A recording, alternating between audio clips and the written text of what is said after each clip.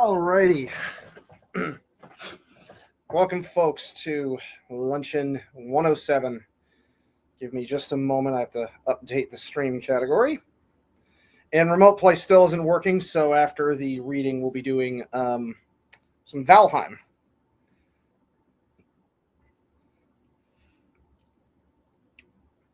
A lot of the remote play community is like, just download Chiaki, and I've tried it, and it's like, holy crap, this is so convoluted.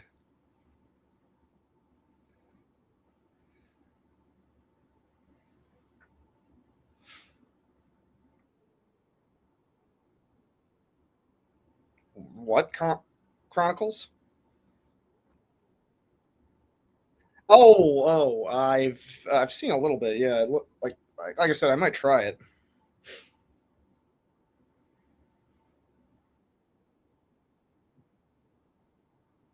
Maybe. The main aspect that I enjoy about a lot of Resident Evil games is its sort of the challenge of speed running as well as like more I want to say like consistent gameplay. But hang on, let me get Craig Bot in here as well, so everyone can hear you. Okay.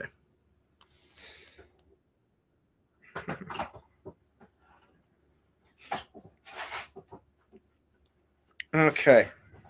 All right, let me show off what is for lunch today. And I actually cooked because this was something I was wanting to use my mead for, at least batch one. And it didn't turn out 100% good, but let me full screen this. Hold on. I just want to say this. What? I just want to say, Stone, the way the way you said that, it made it sound like it was something else. Okay. Not sure what it. You want me to say it? Yeah. What do you think it sounded like? You said, where it's like I wanted to use my need. Yeah. Almost because of the way you said it, it made it sound like that I wanted to use my meat. Oh. Okay. I made sort of a pork schnitzel, which is basically pounded flat and then deep fried pork.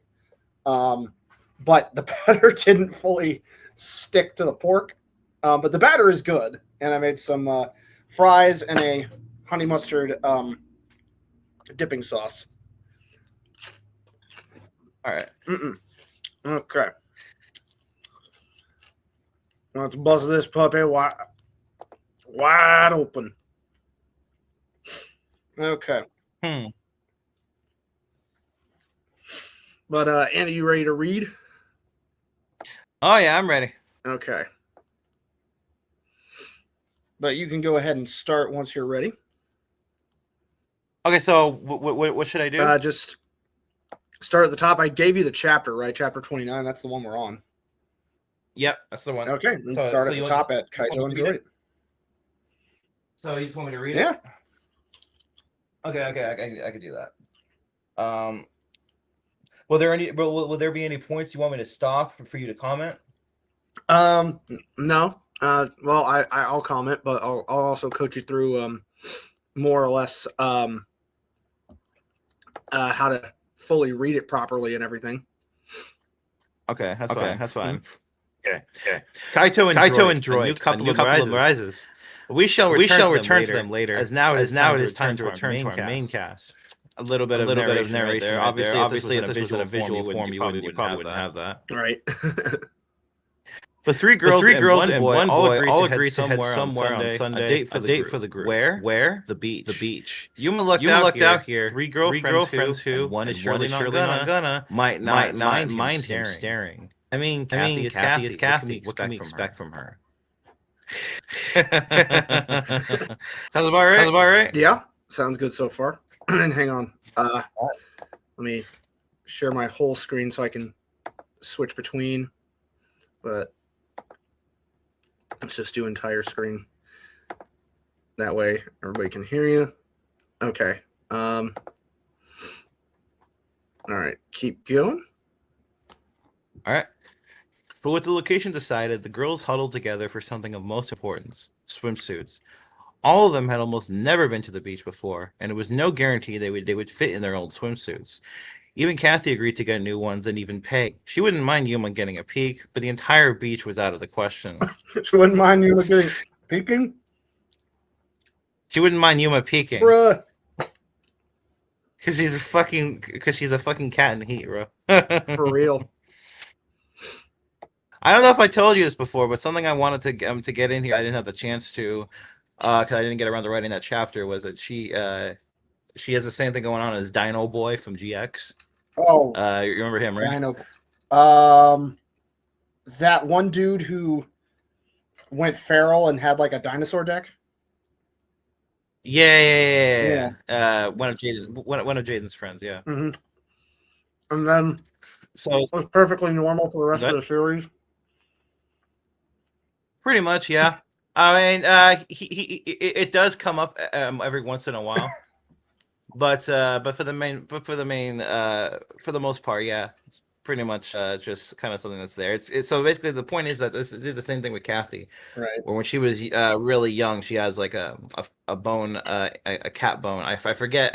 It's not a house cat. Right. Think it was like a cheetah or a panther or something. Something that would fit in the human body. All right. Anyway, continuing. Mm-hmm. So the girls went Friday after school to the Heartland Mall, plunging straight into a clothing store where they began looking around. Oh my gosh, some of these swimsuits are very interesting, the cat lover said with a naughty tone towards her friends. Kathy, don't even think about picking out something that you know is inappropriate. If you do, I'll be the one to decide which swimsuit you get, Kotori told her feline-loving friend in an attempt to stop her from performing any of her shenanigans. This is ridiculous. Why can't we just use our school swimsuits at the beach? They get the job done, and it saves us this trip, Anna tries to logically point out. Of course your boring self would opt for that idea. The ones from school are lame and not fit for a beach experience at all. But of course, I would expect you of all people to suggest something like that, Kathy taunted towards Anna to mock her for that idea. So what do you think so far? You're doing a good job. You're cutting in and out at some places. I get it because you don't have like a great mic, but yeah, you're narrating it quite well.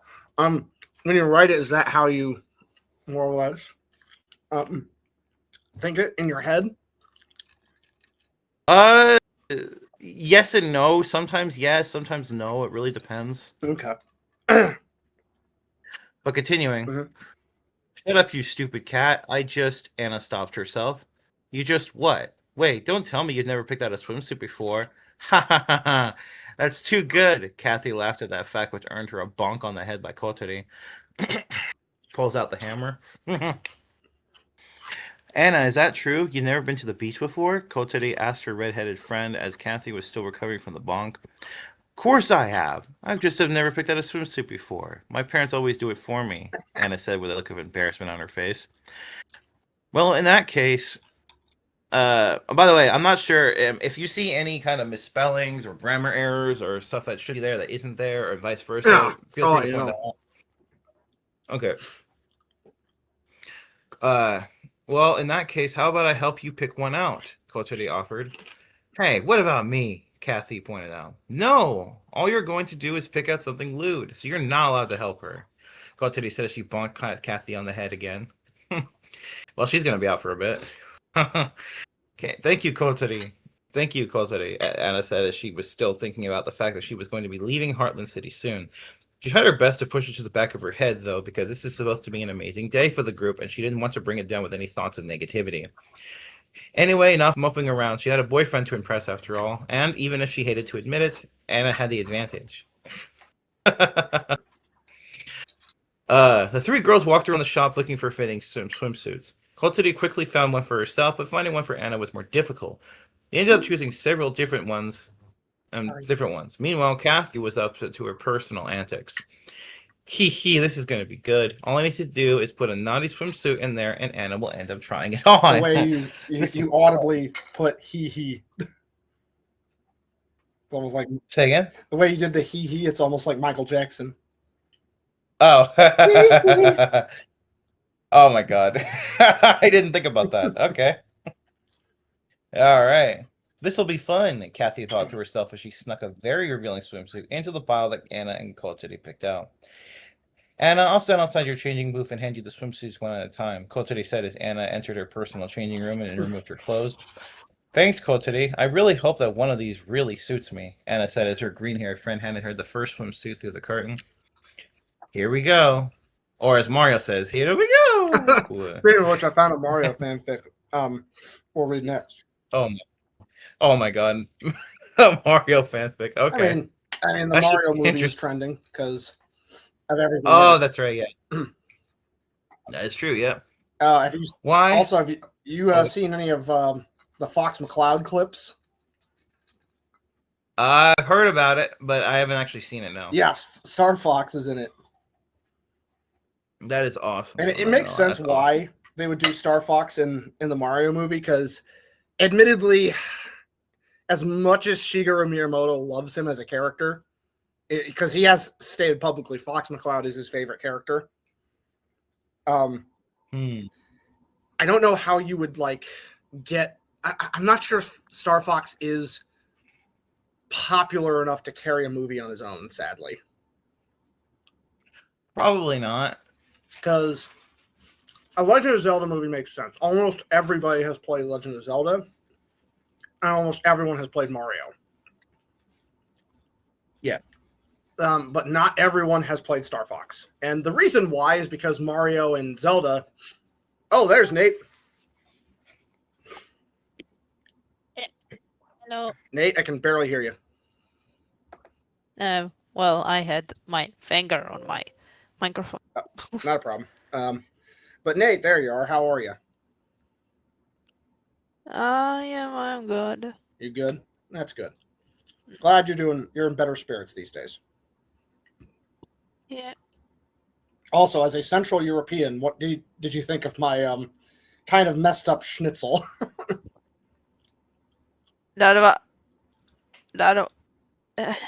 What?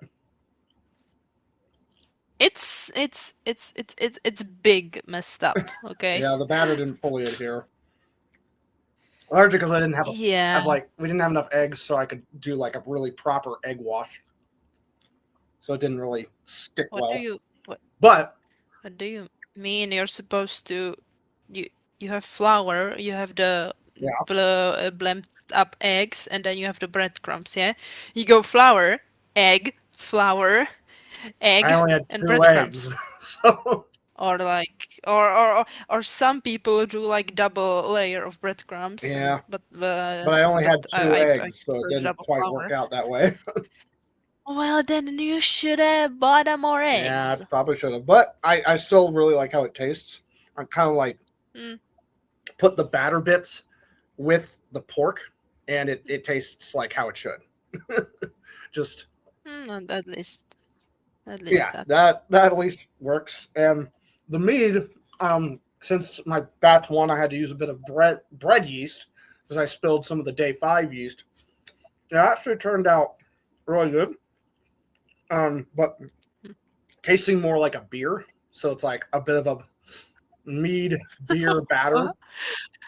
All right. And on top of this, I added apple, so an apple always goes well with pork.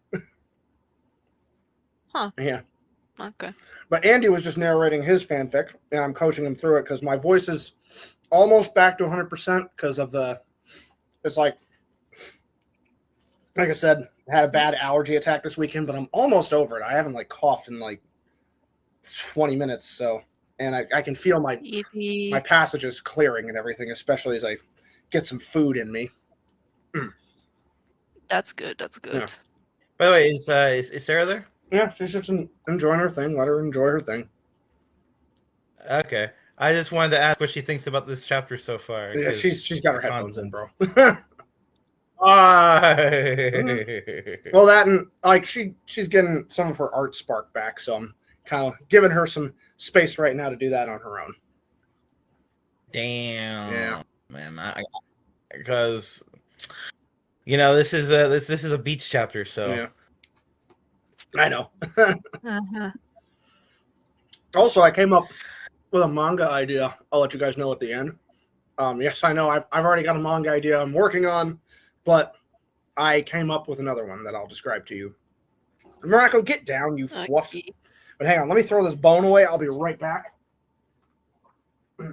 You have a bone in your schnitzel? Well, yeah, pork bone. I didn't get the chop boneless.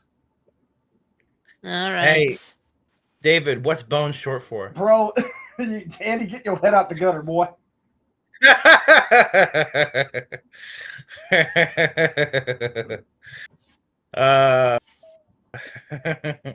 So, mate, you used that. Well, no, wait, no, you didn't use that joke last week. Okay, so Admittedly, yes, he did not use it last week, but it's still a head in the gutter joke. Mm-hmm. Oh man, I guess Kathy's similar to me in that way. All right. Oh, wow. From his fanfic again, the Yu-Gi-Oh! Zexal fanfic. Okay. All right. Go ahead and keep reading, Andy. Okay. Okay. So let's see here. Thanks, Coach. Today, I really hope that one of these really suits me. Anna said as her green-haired friend handed her the first swimsuit through the curtain. Here we go. She started to try on the different swimsuits one at a time when as Kotari handed them to her. The first 3 ended up being too small for her. Kotari then handed the next one to Anna, but unknown to her, a second one was mixed in. That's the one that Kathy secretly placed in the pile. Wait, why are there 2 swimsuits? Kotari must have just given me 2 on accident. Might as well try them both on, Anna thought to herself as she tried on the swimsuit that Kathy sneaked in. What the hell? Anna shouted out as she noticed just how revealing the swimsuit she tried on was. Anna, is everything okay? Yeah. Bruh. Anna, is everything okay? Hey, at least nobody's looking. Still. I hate night swimsuits. Anna, is everything okay? Kotari asked as she opened the curtain and saw a sight that she never expected to see. Anna was staring back at her, angry, her hands trying to cover her. Okay. This is kind of degenerate, I'm not gonna lie. Yeah, now that you read part of this is also having you read this out loud yourself. Fuck's sakes. I guess you're right. Damn, this is degenerate. Holy shit. I wrote this like 6 years ago too. That's crazy. Yeah. 5 years ago. Oh man. The swimsuit she was wearing, if you can even call it that, was composed of 3 pieces of fabric, 2 covering her upper area, and 1 her nether region, connected all together by 2 series of strings. It was one of a deep crimson as well, which matched her hair a bit, but that was not the important part. What was important now was apparently that she was not liking it. Yeah, that's an understatement. Even if she can get any man out there to drool over her with it. Bruh. Some of these lines, man. All right. What the hell, Kotari? Why did you hand me something like this? Anna shouted in anger. Shush, Anna, calm down. You'll end up making a scene. And I didn't know that was there. I promise I didn't pick that out. Wait, Kathy! Kotari shouted as she realized where the lewd swimsuit came from. Meanwhile, in the other booth, Kathy was now bursting out laughing. An hour passed, and the group met up at the beach. Yuma was the first to arrive. Where's Kotari and the others? Don't tell me they're still busy changing, Yuma said to himself as he noticed a very welcoming sight before. Yuma, there you are. You're sorry that I had trouble finding you, Kotari said as she ran toward her boyfriend.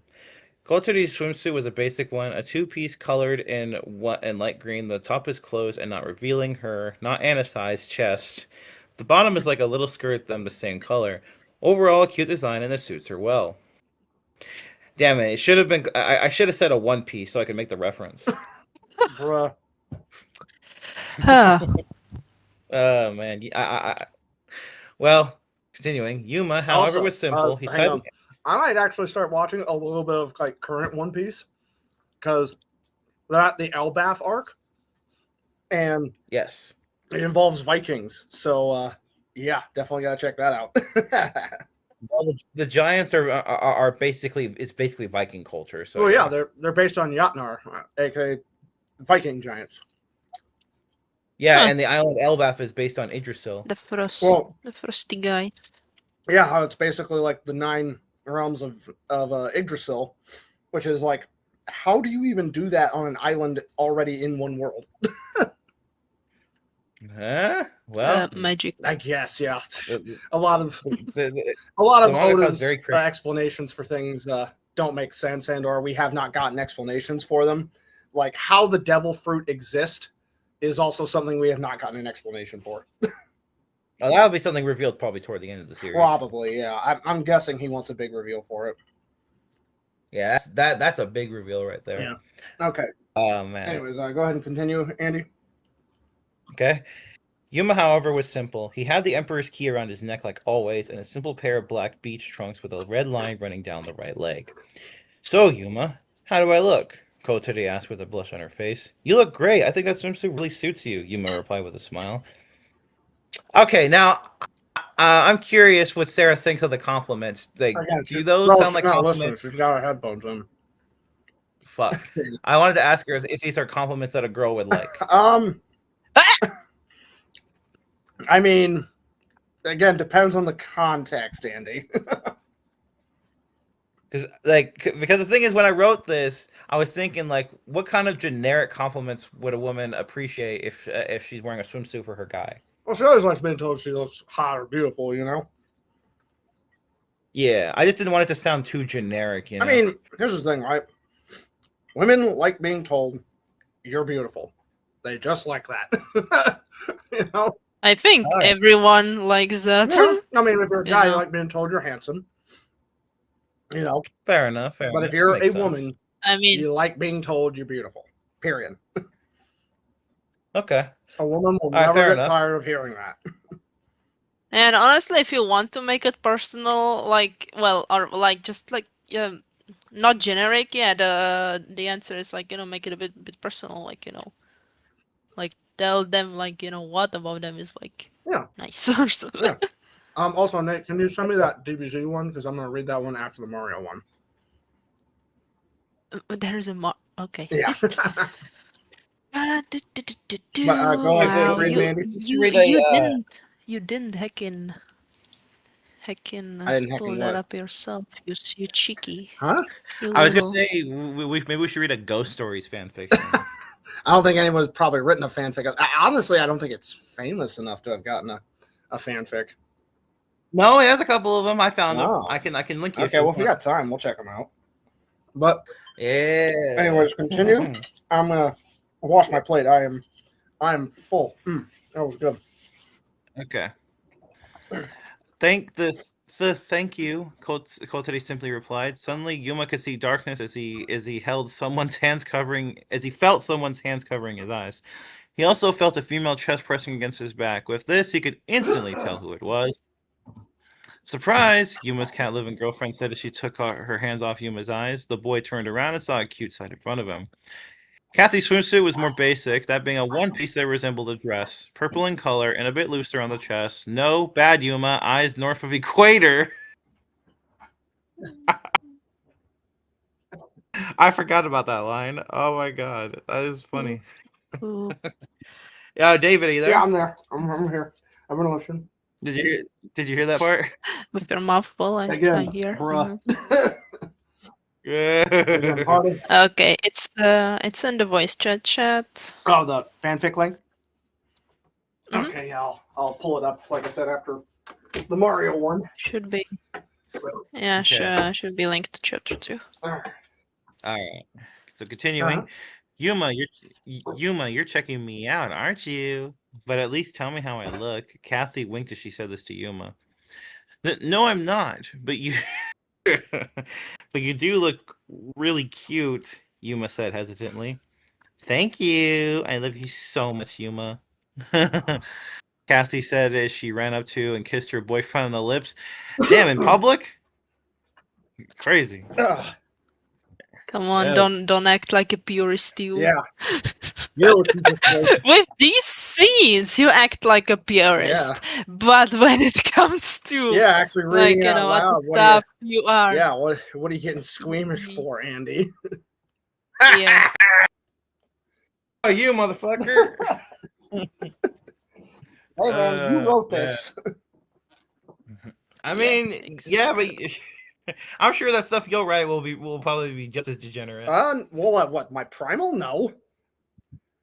You're not gonna write anything. Yeah, there's not gonna be any scenes like this. No, it's mostly gonna be Mandark trying and failing to date Dee Dee and destroying the existence in the process. Oh shit. Lol. Oh, that should be interesting. Yeah. Oh man, dark. Okay, so continuing. Wait, hold on. Oh yeah, Kathy, stop messing with Yuma, Kotari said as she pushed Kathy away from her boyfriend. Wait, why is there a big red mark on your face, Kathy? Yuma asked as he now took notice. She was messing with Anna, so I had to teach her a lesson. Kotari replied to Yuma's question. Speaking of which, where is she? Yuma asked. I like how he just completely just like okay. He's just like, okay, whatever. Who cares? After that. I mean, he's like, yeah, that makes sense. When you try to write a character that's not yours in character, yeah, you do kind of have to go down the route of, yeah, they would do this, and yes, it would be kind of silly. Pretty much, yeah. Anna, come out already. Show Yuma your swimsuit, Kotari shouted out. The redheaded girl was hiding behind a sign a few feet away from them, but eventually came out. The eyes went south of equator instantly. Oh my god! I like that. Your little phrase is like, X of equator. It's funny. Well, I did have a partner at the time that was that was working with me. Mm-hmm. Okay. So wait, you had a writing partner? I did a long time ago. What? Who was your writing partner? He has his. I forget actually his fan fiction handle. We haven't talked in. We separated quite a long time ago. Not too long after I finished. After I stopped writing this. As in, he just effed off the internet. No, we didn't F off the internet. It's just that we kind of effed off from. It's just we kind of effed off from each other. Because y'all had some kind of big disagreement. Guess you could put it that way. It was there was a big it was a big falling out. There was some things going on. Okay, well, that sucks. I'm sorry to hear that. Yeah, I'm not gonna place blame on anybody for that. Okay. It's just it is what it is. Yeah, sometimes that be how it do. Yeah. Okay. Continuing. Yeah. Anna's swimsuit was a two-piece, bright red in color, with lace around the edges and plenty of cleavage showed. Yuma, you lucky bastard. Oh, wow, Anna, you look really amazing, Yuma said with a very flushed face. Hey, it's not fair. You didn't react that way to my swimsuit, Kotari complained while pouting. Note to self, Yuma prefers them bigger, Kathy says disappointed. I mean, what would you say? What would you do? What would you say if you were in that situation? I mean, again, back when my first girlfriend was sane and we went to the beach, I did think those things, but I didn't say them out loud, especially in front of her family. Wow, Zelly. Wait, are you referring to Kathy? Yeah. Well, she's after what happened in the series and after her little character development, now she's a lot more open. She doesn't hide anything now. Mostly figuratively, but also sometimes quite literally. Which pad? So. What would you... And you want me to show it off or no? Okay. I offered to show off some of Sarah's art, but she's like, hell no. Why? I want to see it. She's self-conscious about it. I'm trying to help her develop her art spark. Let her be in the zone. Do not disrupt her zone. Everybody gets. Sarah, can you draw stuff? Wait. Actually, Sarah, can you draw stuff for me? She's not doing stuff for anybody but herself right now. Let her be in the zone, man. Unless you got cash or something, I don't know. All right. She mostly lost her artwork spark in the first place because of her family, who were unbelievably critical of her all the time.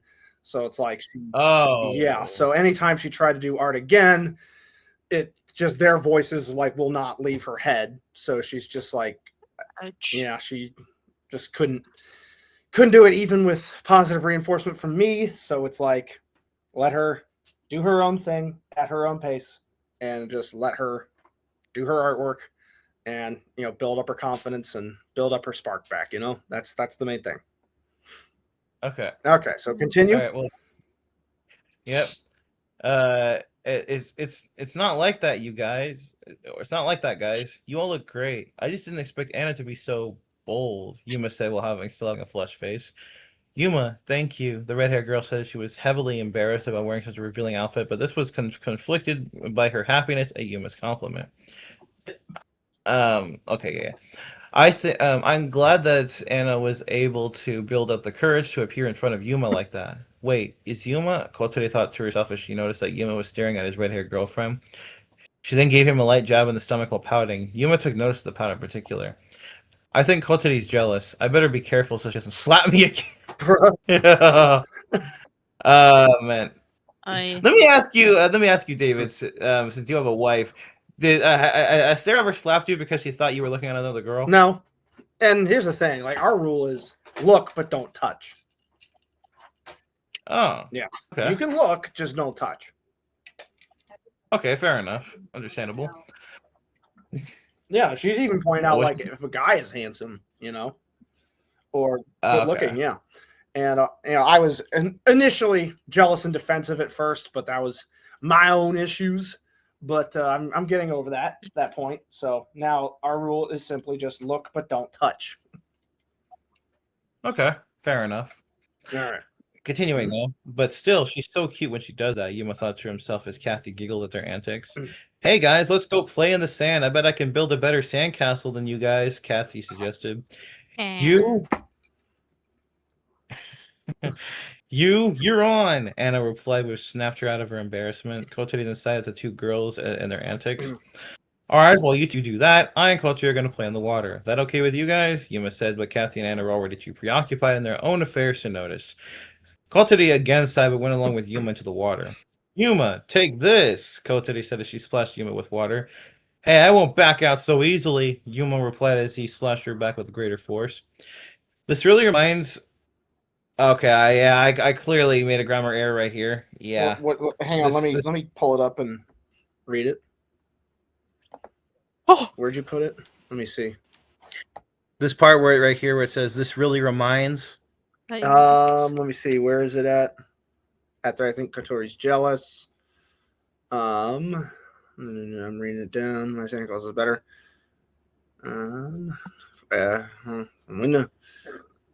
Okay, yeah, you did. I'm seeing it. Yeah, I forgot to put the word me in here. It happens. And autocorrect does that sometimes as well. It's like, that's the thing. If you're going to correct my grammar, at least correct it correctly. Yes. Oh my God, that happened to me so many damn times where it's just okay. Yeah, like I'll put like a Japanese name of I'll put the name of the character and then we'll try to autocorrect something to another word. I'm like, bruh. I see. That, for example, it's so damn annoying. Yep. It really is. It's sort of like Mike Wazowski in Monsters Inc. He's like, first of all, the word is cretin, not cretin. If you're gonna insult me, do it properly. Exactly.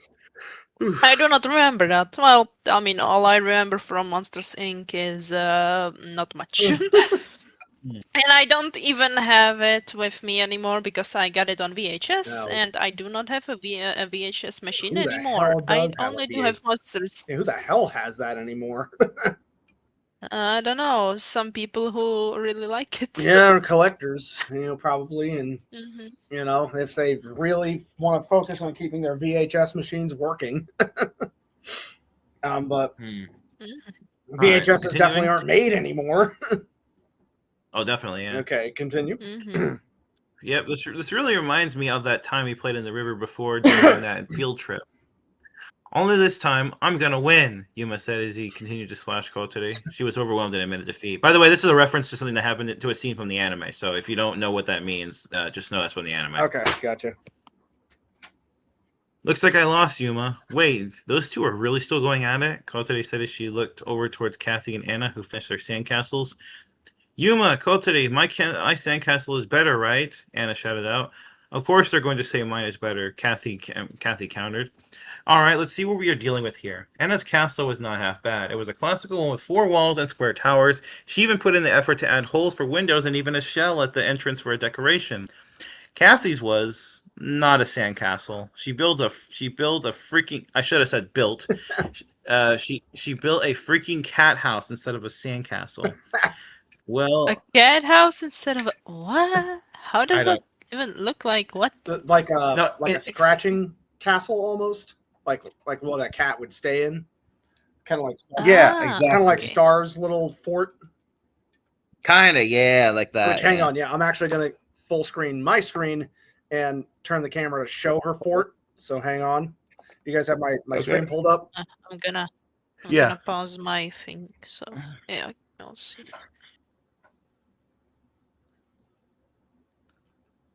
Ah, yes, that. Yeah, that's her little fort. Do you see it, Andy? Hold on. Yeah, I do. Yeah. So kind of like that. Yes. We call these cat trees, like, in our country, it's like, known as kočičí. So yeah. Wait, can I?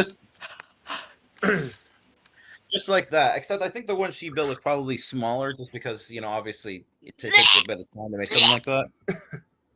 What was that noise, Nate? Freaking. That was me struggling in the warm grass. Like a cat? Well, a slug cat, so yes. You and your scugs from Rain World. Yeah, I am playing it right now, so, Alright, continue, Andy. Alright. Yep. And Yuma, I'll leave it to you. Kotori said, "They both look amazing, but I'm afraid Anna is the winner here," Yuma said. Anna joked in happiness while Kathy was stunned in disappointment. Why? Well, actually, I don't know why I put a comma there. It happened. Why did I lose? Did I miss something up? Kathy asked. As I said, it looks great, but it's not a sandcastle. So Anna technically wins by default. Sorry. Yuma said in as polite a tone as possible. Kathy was shocked that she forgot. That reminds me of that episode of Rocket Power. Did you guys ever watch Rocket Power? No. I think I might have. I have no idea what that even is. It was a Nickelodeon cartoon. It was about a bunch of kids in California just doing different California things, because obviously late 90s to early 2000s California was peak civilization to everybody. I mean, I don't know about that one, but it was definitely a lot better than it is now, where now it's just a communist hellhole. Yeah. But basically, the kids enter a sandcastle contest, and they make a complete recreation of the boardwalk, and obviously the judges are impressed, but then this little 5-year-old wins the whole contest because she was the only one who made an actual sandcastle. And so the judges justify their decision going, it's a sandcastle contest. She made the only sandcastle. Yeah, exactly. There you go. That's fair. All right. Continue. Yeah. All right. Haha, you're so dumb. How did you not realize that what you made isn't even a real sandcastle? Anna was laughing hysterically. Kathy wanted to give an irritated reply, but instead swallowed her pride. Yeah, you're right. I lost because I messed up, but I won't lose next time, Kathy replied in as mature a tone as she could. They see there's character development right there. Yeah. Because before she would have just, yeah. Wow, Kathy, I'm surprised. I didn't expect you to take that so well, Coltity commented. I'm only going to be making myself look bad if I act like a child in this situation. Besides, the cat castle looks just like what I eventually planned to... Uh-oh. Yep, she cut herself off as she noticed what she was about to say. What do you mean, Kathy? Eventually plan to what? Okay, Kotari asked. Well, I want to eventually build castles all around the world for stray cats. There's so many around the world, and I know that it's impossible for them to all find a human home that they'll be fine with. That's why I want to give them that home. I want to give them that home so that they don't suffer on the streets. I know it's a silly dream, but please don't laugh, Kathy said in an embarrassed tone, which was unusual for the cat lover. Laugh. There's no way we could ever laugh at that. I think that's an amazing dream to have. I'm definitely going to be rooting for you all the way. Yeah, you must say with enthusiasm. This is supposed to be a bit of a tone shift scene here. Okay. Hang on. Yuma's right. Okay. Yuma's right. I think that's a wonderful dream as well. And the idea of so many little friends to play with. He. Kotari said as she was excited at the prospect of Kathy's dream. Yeah, Kotari likes playing with cats too. The episode we met Kathy, she actually got lured in by them. So Right. Oh, that's kind of good. Continuing though, well, I guess even the stupid cat could have a nice dream. Anna said in her typical tsundere tone. Maybe I should have worded that differently, but that's fine, I guess. I mean, is Anna You got- technically a tsundere? Kinda. She's more of a tomboy than a tsundere, but she does have some tsundere qualities. Okay, so yeah, it still works. Yeah. You guys, I won't be able to accomplish that dream without you all. So, can I count on everyone to help me? Kathy asked. Kotiri and Anna simply smiled while Yuma said, "Of course. Let's make that happen. Let's make it happen together." Yuma, Kotiri, Anna, thank you, Kathy said with tears of happiness coming out of her eyes. No problem. It's great to have a dream. Mine is to prove to the whole world that I'm the best duelist ever, Yuma said with excitement. Of course, that's his dream. That's right. Hey, boy. Hey, I have a dream too, although it's not as grand as both of yours. I just want to be able to marry you, Yuma, and create a family with us, Kathy and Anna, Kotari said in embarrassment. A family? Whoa, I never thought about that. Let's think about that some other time, okay? Yuma said he didn't want to think that far into the future just yet. Especially, especially since they only just started dating recently. It's like, whoa, calm down there, girl. Yeah, for real. Oh, who? Who started dating recently? What'd you say? Oh, no. I'm talking about the characters. Yeah, but which two? No, all of them. Yeah, again, right, all right. It's a polyamorous relationship. Yeah, it's a poly. Wow, that's actually, I think it's like rare that like, everyone starts dating at once, lol. Usually it's more gradual. Mm-hmm. Well, no, well, this is the 29th chapter. There was some more gradualness to it. Okie dokie. Okay, so continuing though. Mm-hmm. Hey, so even they all have dreams of their own, eh? What about me? What should mine be? Anna thought to herself. Anna, what's your dream? Yuma asked. Well, I don't have one yet, Anna said with a blush. Hey, there's nothing wrong with that. Not everyone has everything planned out yet. I'm sure that you'll decide on the one sooner or later, Kotere said with a smile as she was trying to help Anna not feel left out. Thank you, but there's one thing that I do know that I want for sure. For us four to stay together like this forever, Anna said with a look of embarrassment at the thought that she just said something so seemingly cheesy. The other three then gave her a hug and smiled. The four went back to playing around soon enough the evening came. As the four were about to leave after a fun, exhausting day, Anna started to remember what was coming the following day and made a sad expression. By the way, I don't think I ever wrote I don't think I ever thought of what Anna's dream would be either. I mean, what are her some goals ideas in the show? Just to be, I'm not she's sure kind of the best duelist, right? Yeah, something like that. She's also kind of she's also not that major of a character, so to be fair. So okay. There's some legal room right there, maybe. But yes. So I don't know. If I ever get around to doing more, when I get around to doing more of this, I'll have to think about it. Okay. But at the moment, I don't have anything in mind. Okay. Understandable. All right. So. Yeah. Okay. So continuing. Thank you. But there's. Oh wait, no, I read that part. Anna, you okay? You don't look so good. Anna asked. I mean, Yuma asked as he noticed a sad expression on the red-haired girl's face. Yuma, thank you for everything. I had a really great time today. I really hope that one day we can meet again. I love you, Anna said as he then started to run away with tears coming from her eyes. Anna, wait, Yuma shouts as he attempts to run after her, but his arm is grabbed by Kotari, much to his surprise. Kotari, what are you doing? We have to chase after her, Yuma irritatingly asked. Yuma, I'm sorry. She told me not to tell you this, but Anna's leaving tomorrow, Kotari stated. Leaving? What do you mean? Yuma asked. Anna and her parents are moving out of Heartland tomorrow. Her parents found out from my mom about our four-way relationship, and they don't approve of it.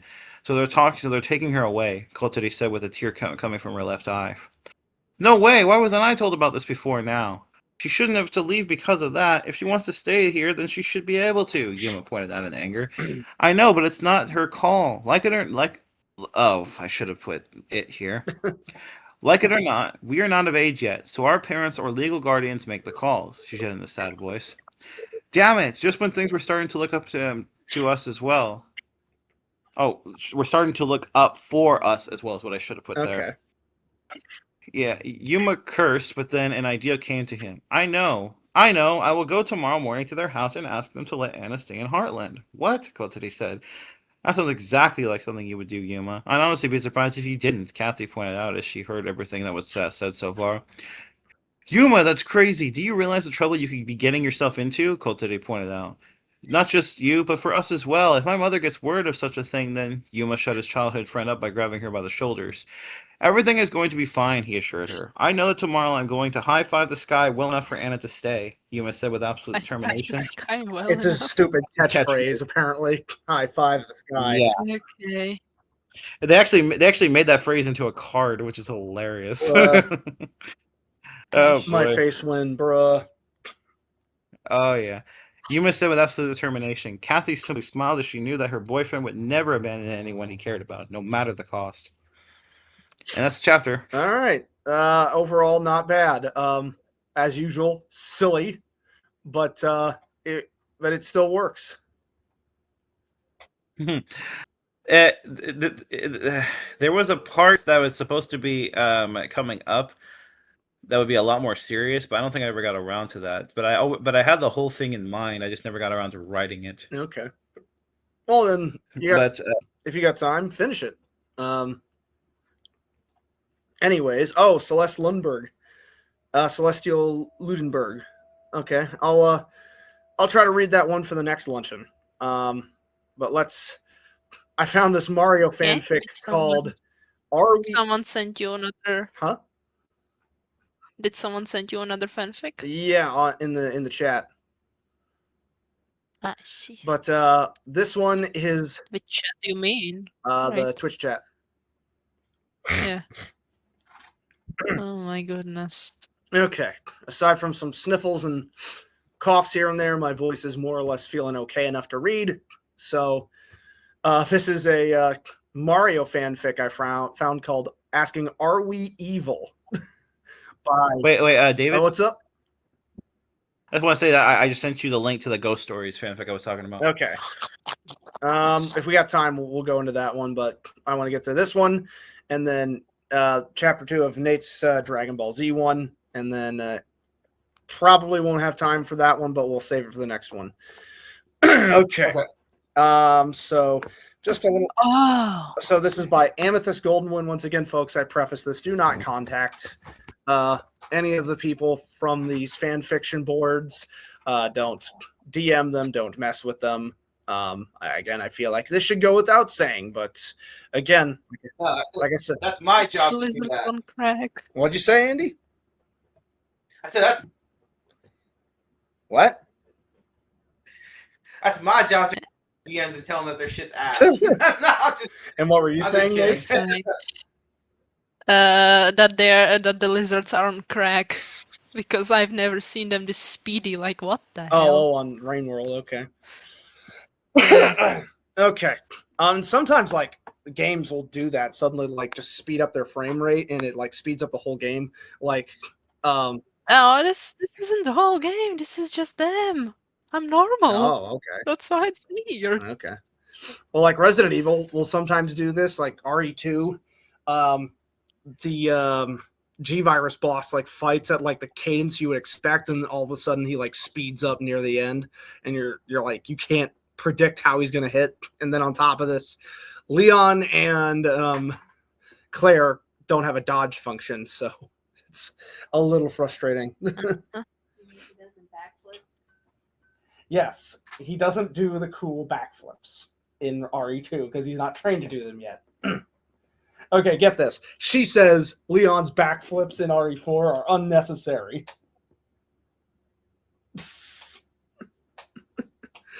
Okay. Do you guys think any of his backflips are unnecessary? You guys? I have not seen them. I don't think so, but style points? Question mark. Yeah, it's complete style, and you style all over your enemies. You gotta style over their balls. Balls. Yeah. Okay. Out of all the body parts, you could have said. Well, it's also a Nun Piece reference. Cody, he's styling all over his balls. I see. Okay. Anyways. So just a sweet little fic I wrote in a fit of insanity I thought I'd share. For rereaders, I retackled this story to better handle the subject matter. A few criticisms were taken into account. I hope the new version is enjoyed. Okay, so this one, and it's a disclaimer rated K for fluff. Okay. Bowser Jr. pulled his orange blanket tighter around himself as he traveled the dark halls of the castle. His tiny claws clacked on the stone with each step. His breath puffed out in chilly clouds. His fangs were clattered together, and he was shaking so hard he was nearly having seizures. Funny, it's including Bowser Jr. because Bowser Jr. does show up in the Mario Galaxy movie.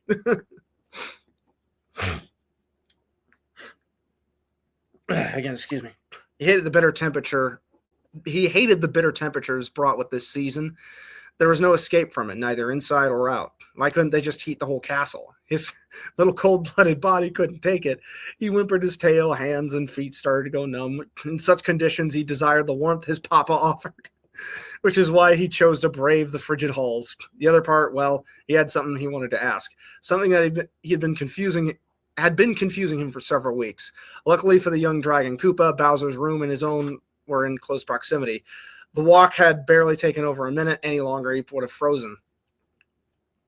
Junior stretched up to reach the handle of the colossal green door, but he ended up needing to jump to twist it. The door cracked open slightly, but it wouldn't budge from there. Junior landed and threw his full weight into pushing. The door dislodged from its location, ice chips clinking onto the stone. A wave of heat and steam rushed out, seeping into Junior's scales and chasing away the chill. He smiled, gathered his blanket, and entered the room. His papa's bedroom was clogged with smoke, though it didn't bother Junior's lungs one bit. As a fire dragon Koopa, he was immune to its choking effects. Loud snores rumbled through the room, originating from the giant bed that was in the very back of the room. Junior's smile grew larger. Papa! He shivered as the freezing hall air started to creep into his papa's room. The little prince shoved the door slut. Man, it's talking about sluts. My tongue slipped. Who's the slut here, it's David? Who's the slut? Me. Yeah, Sarah just said. I guess the alcohol didn't fully cook out of the batter. Anyways, drawing his blanket around his shoulders once again, he approached his papa's bed, eyeing the giant lump under the red covers. It was his papa. He knew, attempting to escape the bone chill. Junior leaped up onto the bed, a relatively easy task considering the padding was only 3 feet high. The bed was ground level. He was practically nose to nose with the lump under the blanket. He purred, his tail perked. He crept around the lump until he finally found his papa's head, the only thing exposed from under the blanket. He was sleeping on his stomach, his head tilted to the side. Smoke drifted out of his open mouth with every bone-rattling snore. Junior knelt down in front of him, leaning closer. He poked Bowser's nose with a tiny claw. Papa! Bowser snorted and his eyebrows crossed as he twitched. He turned his head away. He sighed. Junior scrambled around. Papa! He rose his voice as he poked Bowser's nose again. Papa, wake up! Bowser groaned. His eyelids fluttered before they slowly peeled opening. Junior beamed. Bowser's ruby eyes were dull with sleep, and his jaws stretched in a massive yawn. He closed his mouth with a strong exhale, creating a hot breeze that ruffled Junior's unkempt hair. The child giggled and crawled closer to his papa's head.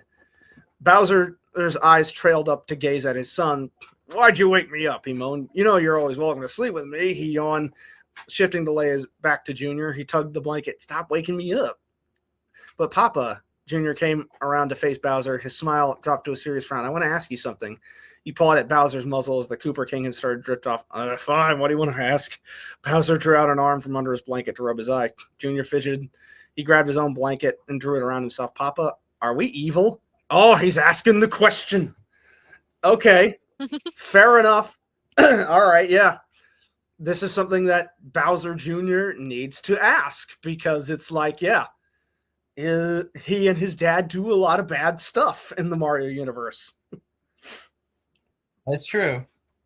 Mm-hmm. All right, a weight almost seemed to lift off his chest. It had been something he started to wonder after he heard Mario accuse them of it. He had attempted to dismiss it, but it kept coming back. It whispered in his ear and made his thoughts wander. He had tried as he might, but he'd been unable to find an answer. He didn't think he was bad, but he knew that he and his papa did things that would be considered evil. Did that automatically make them both evil? Especially since Bowser often I think they meant to put boasted. Okay, this was going good until you put boosted instead of boasted. Maybe it's an autocorrect. But anyways. Probably. But Junior just didn't feel it. He thought he'd know if he was, but he just didn't. He hadn't been able to find a clear answer as everything clashed with each other. His only option had been to ask someone who knew everything, his papa.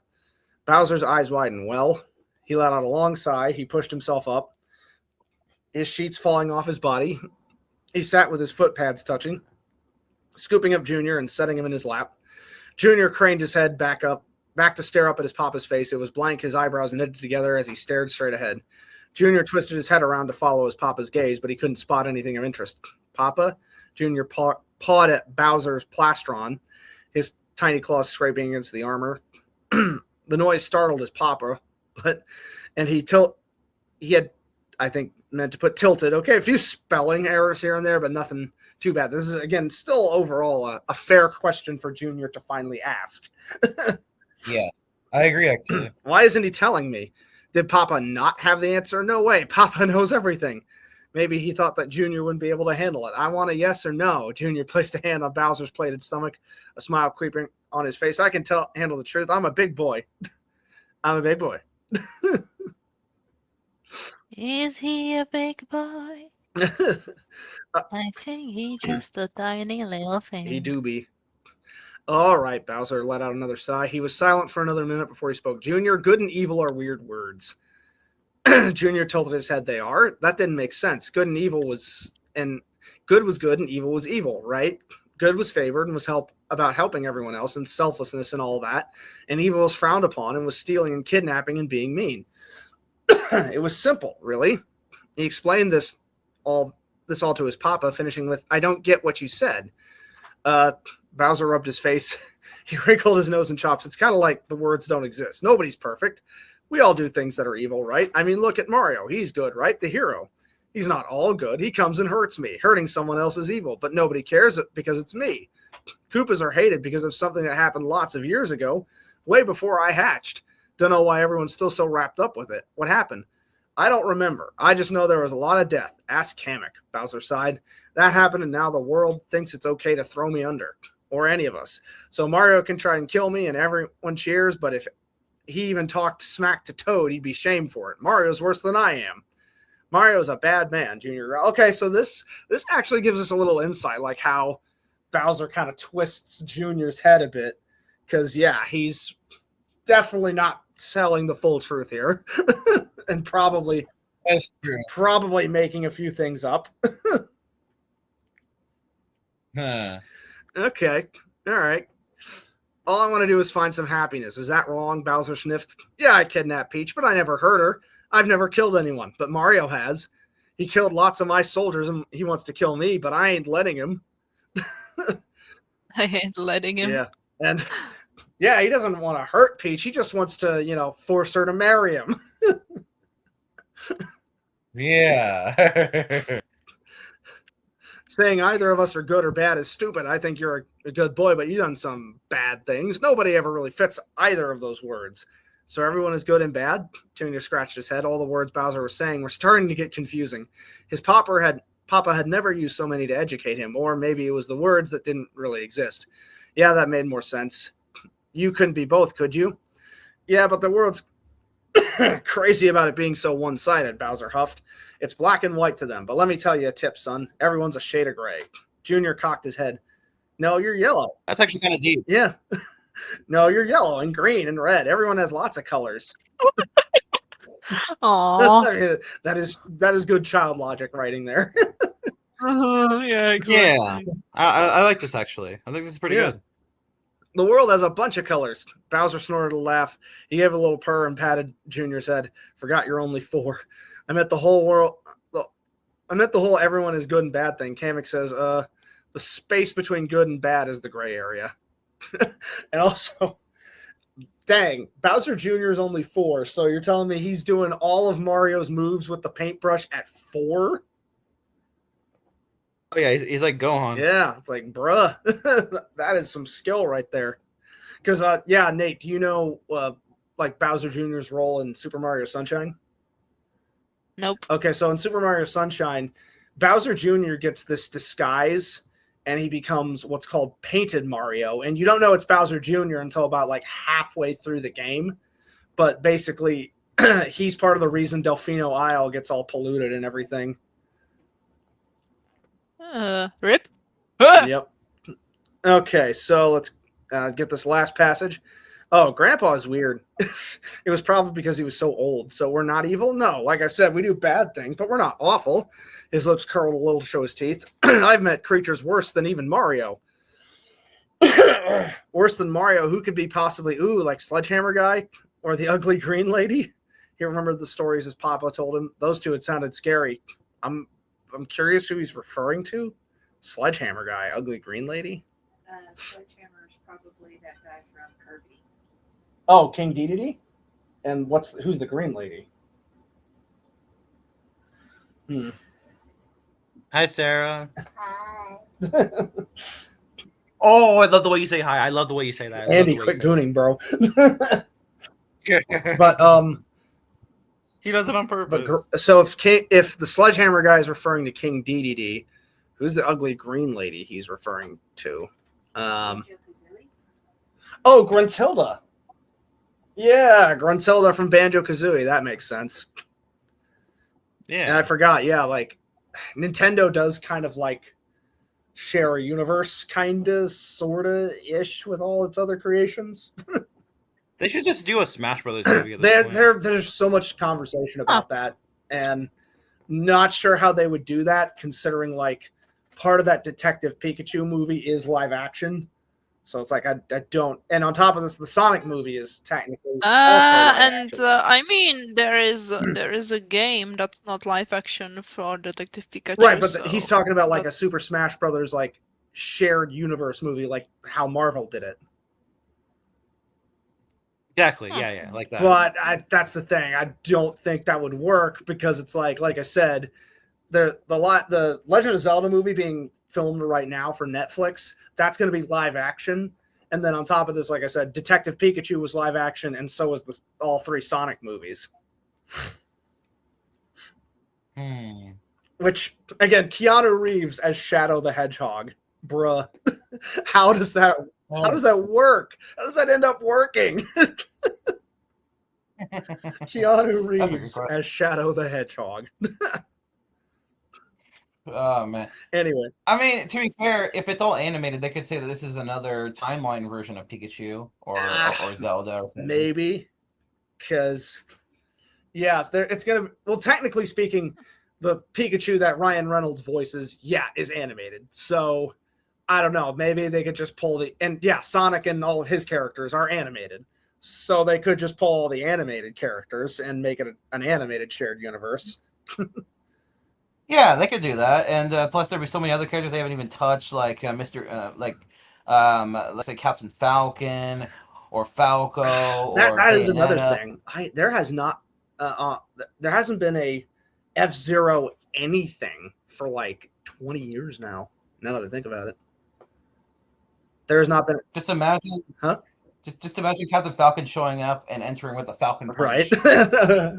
But. Yeah, really think about this. There has not been an F-Zero anything for 20 years. There has not been a new F-Zero game for 20 years.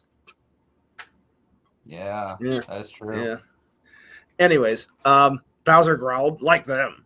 He pulled Junior against his stomach. They're gone. I helped take it down, Sledgehammer Guy, and Mario took out the ugly green lady. I think they deserve what they got, but that's probably what everyone thinks of me. His lids fell a little. It's not the same. All you need to know is that we're not evil. I just want Peach to make us happy again. How's that so bad? Mario's the one who tries to keep us apart. He's more evil than I am. Junior's eyes and purred. You're my good boy. He brought Junior up to nuzzle his cheek. Junior giggled and pressed him the affection. They weren't evil. That was great too. Wait a minute. But Papa, Junior said, if nobody's good or evil, then why do you say you are? Bowser's face grew dark. He lowered Junior to his lap.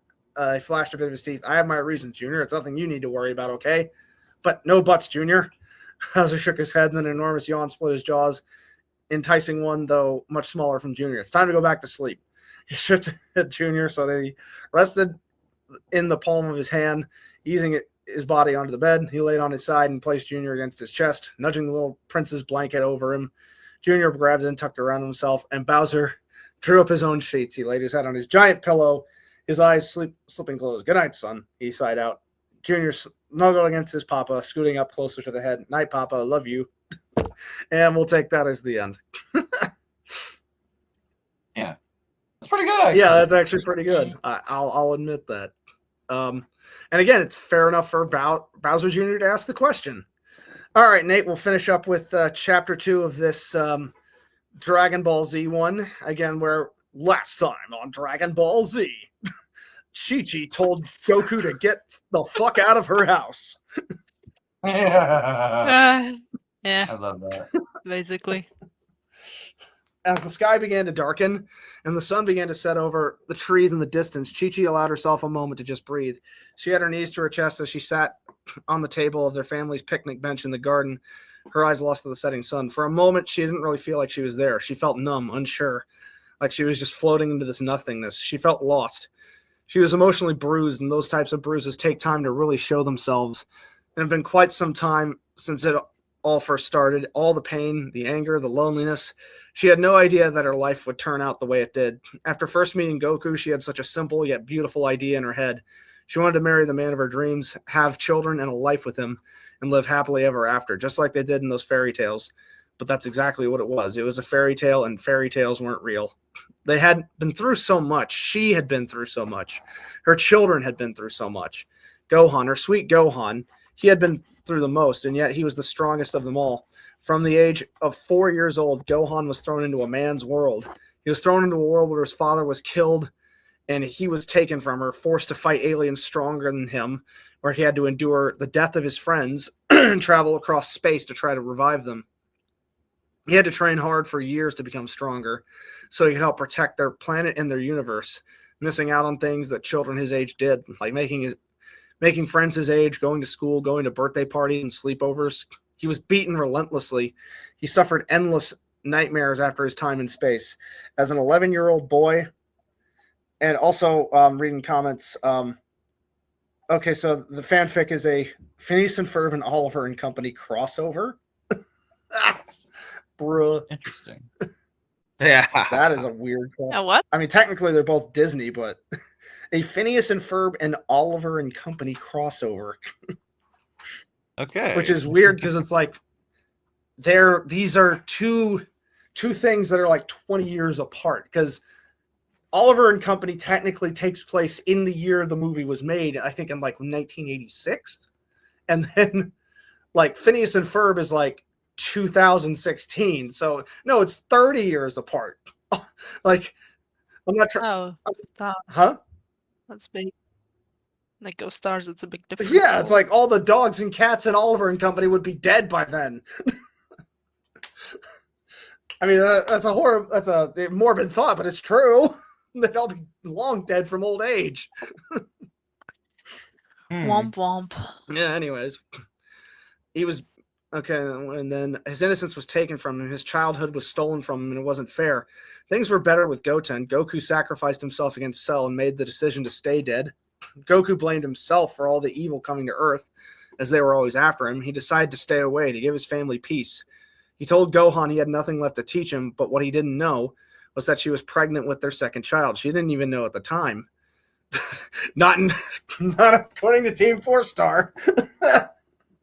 Yeah. The Team 4-Star version, Chi just straight up kicked everyone out of the house so he could have time with Goku. Until Goku just says straight up, I got nothing left, Chi-Chi. It's just... Yes. And then she goes, I'm already pregnant. and then Goku, like, goes to flipping Bulma and is like, Bulma, sex makes babies. What? Oh, yeah. Bruh. Yeah. Go, huh? It's like rape is okay if the woman does it. Well, that's the thing. I mean, at that point, it wasn't, but at the same time, I will admit, yeah, like Sarah brings up a good point about that whole dynamic of relationship.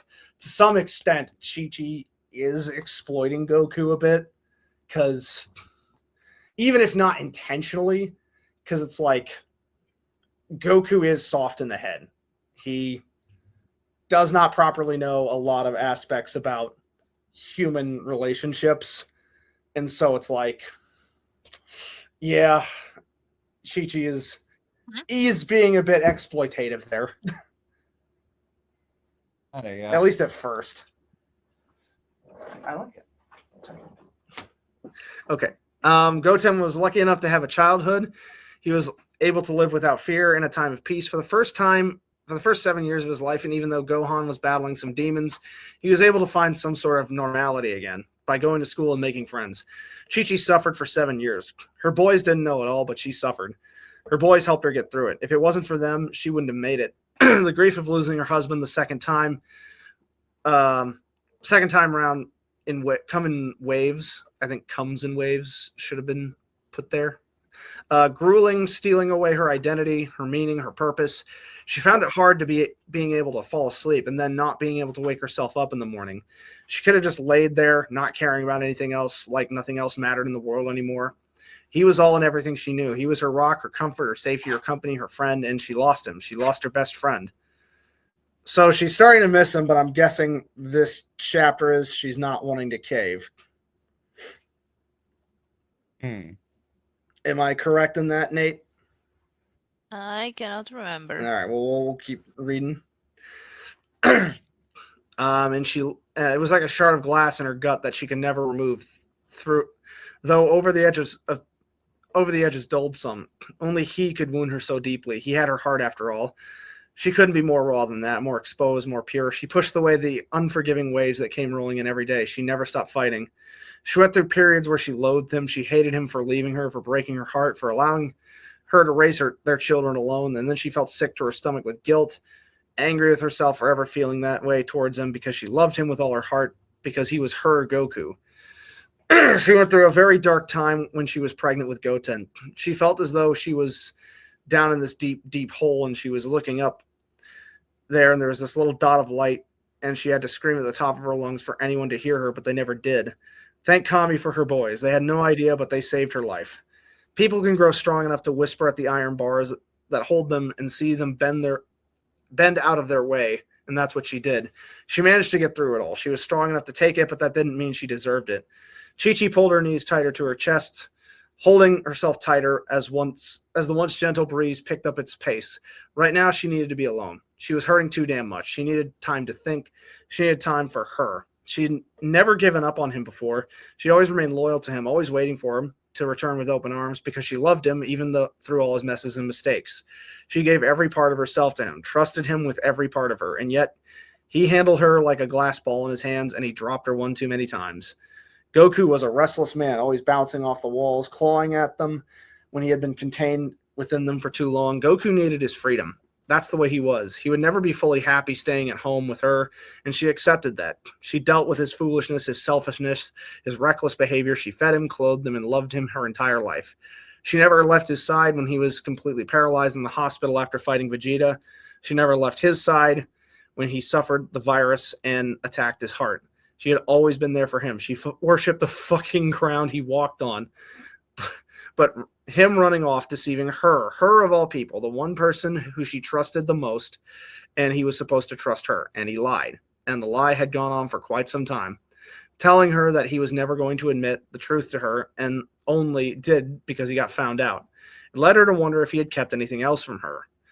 He had lied to her before, but nothing quite like this. Goku was normally a terrible liar, only barely getting away with the odd little white lie here and there, but this was not the husband she knew. She had always trusted him, but now she felt she had lost some of that trust. She was so angry because of everything they had been through together, so angry because she gave everything, because of everything she gave to him, so angry because of how much he meant to her.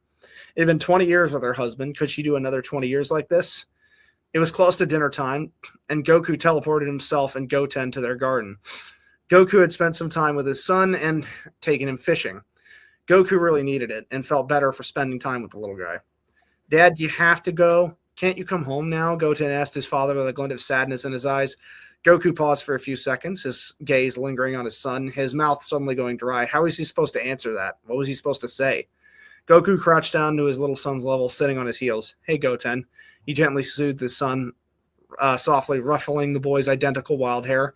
I know you probably don't understand it at all, but right now it's best I'm not here. Doesn't Mommy love you anymore? Goten looked horrified at the words spewing out of his mouth.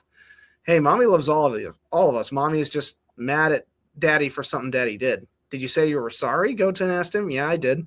Did you get Mommy some flowers? Goku couldn't help but smile lightly at his question. Yeah, I gave her some flowers. Then why is Mommy still mad at you? You said you were sorry. Because she's a fucking cunt. That ain't true. I mean, to be fair, I feel like if Sarah was about to do a Dragon Ball character tier list, like Chi-Chi would be deep in the F tier or even lower. Lol. Yeah, would Chi-Chi be in the F tier? What's lower than F? No, F is the lowest. Oh, she's in category Z. Z. You put her in Z. Wow. Wait. I'm curious. True, deep hatred. Sarah, how would you feel if you were in this situation where it turned out that that David lied to you about something important the whole time, and you know, just basically was doing what Goku does? Yeah. Same situation. Would you be pissed with me? Yeah. Yeah. Would you be able to forgive me? I would ask your reasoning behind it. Yeah. Before I jump to any Kicking me out of the house. I mean, I might because I'm so angry, but you've seen me when I'm super angry, where I don't make you do anything. I just you just ice me out. Yeah. Yeah. Because I have to, or else Yeah. I'm gonna say things that will break your soul. Yeah. That's how you know when Sarah's angry. She will say things that cut deep. So I tend to just, I'm not talking right now. Leave me alone. Don't touch me. Don't talk to me. Don't even look at me. In fact, don't even breathe in my direction. Yep. And after maybe an hour or so, I can come back and go, okay, let's find out the reasoning why you did that to me. Yeah. That's Pretty what much. I would do. I wouldn't sit there. By the way, Sarah, you did a good job on that voiceover you did. Which one are you talking about, Andy? Those shorts you've been uploading on your channel. Oh yeah. Yeah, she always does a good job at those. Of course she likes it. One's is that basically kind of like a slut. It's not true. It's not. Oh my god, we should totally battle. While I'm wearing this little schoolgirl outfit and then holding a ball to my face going, unless. Right. Andy, stop. That's why Andy likes it, because to basically imagine me as a schoolgirl. Yeah. Hey, yo, that's implying something. That's implying some shit. Oh my Andy, stars. there's no implication. You're a gooner. It's obvious. No, but that's implying some pedo shit, though. I don't know why you guys have a fetish for girls' school uniforms. Because it just be how it do that way. But to get back to the subject is... Yeah. Chi-Chi, unfortunately for me, is an abuser. Whether people want to admit it or not, she can be... her characteristics are downright abusive. Yeah. Because I've lived with somebody like her. Yeah. So, to me, and maybe not to y'all, but she is a terrible person. To me, there's no goodness when I have heard about her, when I've seen her, nothing. Yeah. There is no redeeming quality. Yeah. Because of who she is. Yeah. I mean, and that's fair enough to walk away with. You know, I feel like she is sticking with, she is like laid out in here, you know, she stuck by Goku through some of the worst stuff. And yeah, he has not done well with reciprocating, but it's like, how does he, you know? So she should have known early on that something was deeply wrong. Yeah. When he couldn't reciprocate, you know, intelligent thinking. Yeah. Again, he thought marriage was food. So that should have said something right then and there. Yeah. That something was wrong with this kid, even after education and him not grasping certain basic, I don't know, concepts about how people interact. Are you implying that Goku went to school? No, he didn't. That's the thing. Most of his education was like basic multiplication and addition and a little bit of grammar from Master Roshi. That was it. Still, it's like you should have known something was wrong. So you basically taking advantage of someone who practically is special needs. Yeah. And then you basically force him to give you children when he's like, sure, you know, everyone goes, well, sex is different. Yeah, just because a special needs guy gets an erection doesn't mean he wants it. Yeah. And sure, you could say, well, it's deep. It's ingrained in him because they're basically bred to breed. Yeah. It's like that still doesn't make it right. Yeah. Yeah. Like I said, it's a bit of an exploitative. I have never heard someone like say that. Yeah, I mean, but it's true. It's very true. If it were switched around. Yeah. Do you think? Well, saints are bred to fight. They are, but kinda. They also are bred. They also are ingrained to also make more for an army. Yeah. It's not because they want to be parents. It's because, hey, if we have more of us, we can overcome more enemies. Yeah, I mean, that means more fighting. And I have never heard that. I mean, also, really, actually, this is in canon. Especially has Toriyama retconned it near the end of his life.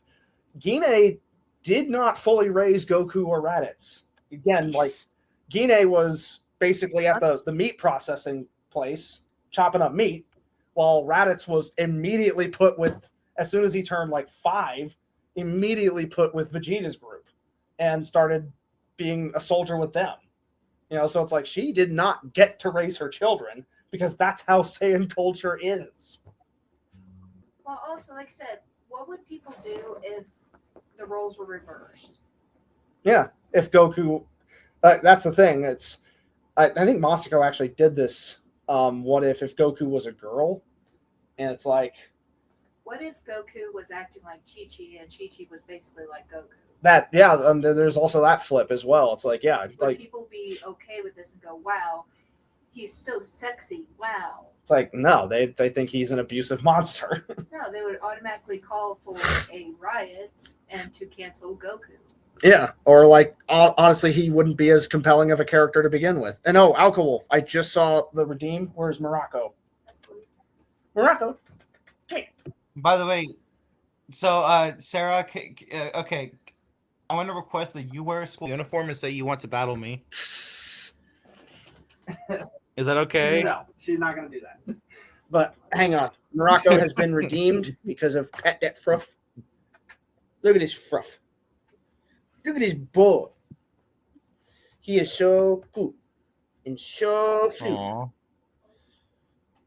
Yeah, so if the roles were reversed, he is very foof, yes. Mm-hmm. Would people be going, man, Goku's so cool, or aw, Chi-Chi, she's so adorable with a great possessive husband, and Buttered popcorn. And how awesome their family dynamic is. It's like, no, on top of this, it wouldn't have gotten as popular as it was. People would have called Goku an abusive asshole. But because Chi-Chi's the one doing it, everyone finds it more permissible. And it's like... Which is why a lot of men don't speak out about being sexually assaulted by women. Yeah. Because everyone goes, well, you should have been grateful that a woman wanted to sleep with you. Well, one, I was drugged, so I didn't know. I couldn't say yes or no.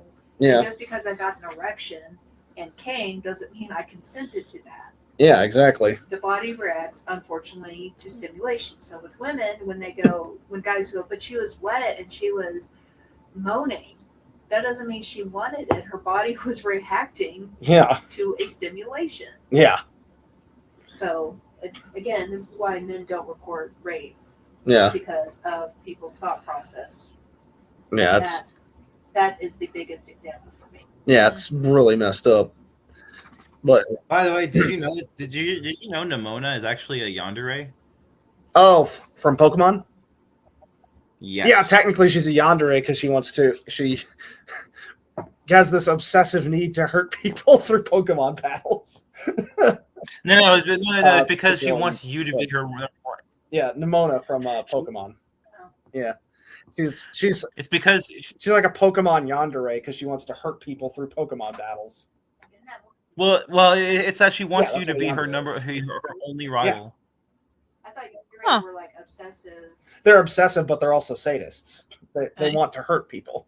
Ah, yeah. Okay. Well, it's that she wants you to be her only rival, and she wants her to be your only rival. Yeah. And that if anyone else tries to be your rival, she wants to kill them. Yeah, exactly. Okay, that makes much more sense than just saying, "Oh, I want to go out and hurt everybody." It's like, no, Yonder should do it because of his obsessive. It's a sort of a possessive thing, and she's possessive about her having her rivalry.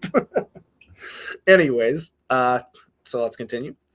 Look, Daddy really wants to come home. I really miss you and Mommy, but I have to respect what your mommy wants right now. That doesn't mean we can't hang out. I can come and see you whenever you want, and we can go fishing, hunting, and whatever else you want to do. Okay?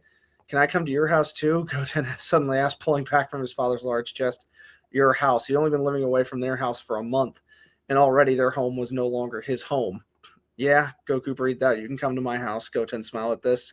I guess Goku at this point is now living in Grandpa Gohan's shrine again. Probably. Nah.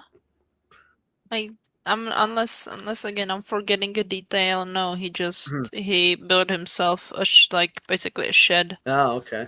I think later on. Well, I mean, honestly, if this situation actually happened, he has his Grandpa Gohan's sort of house to live in. It's on Mount Paozu, but I guess that's not what he's doing.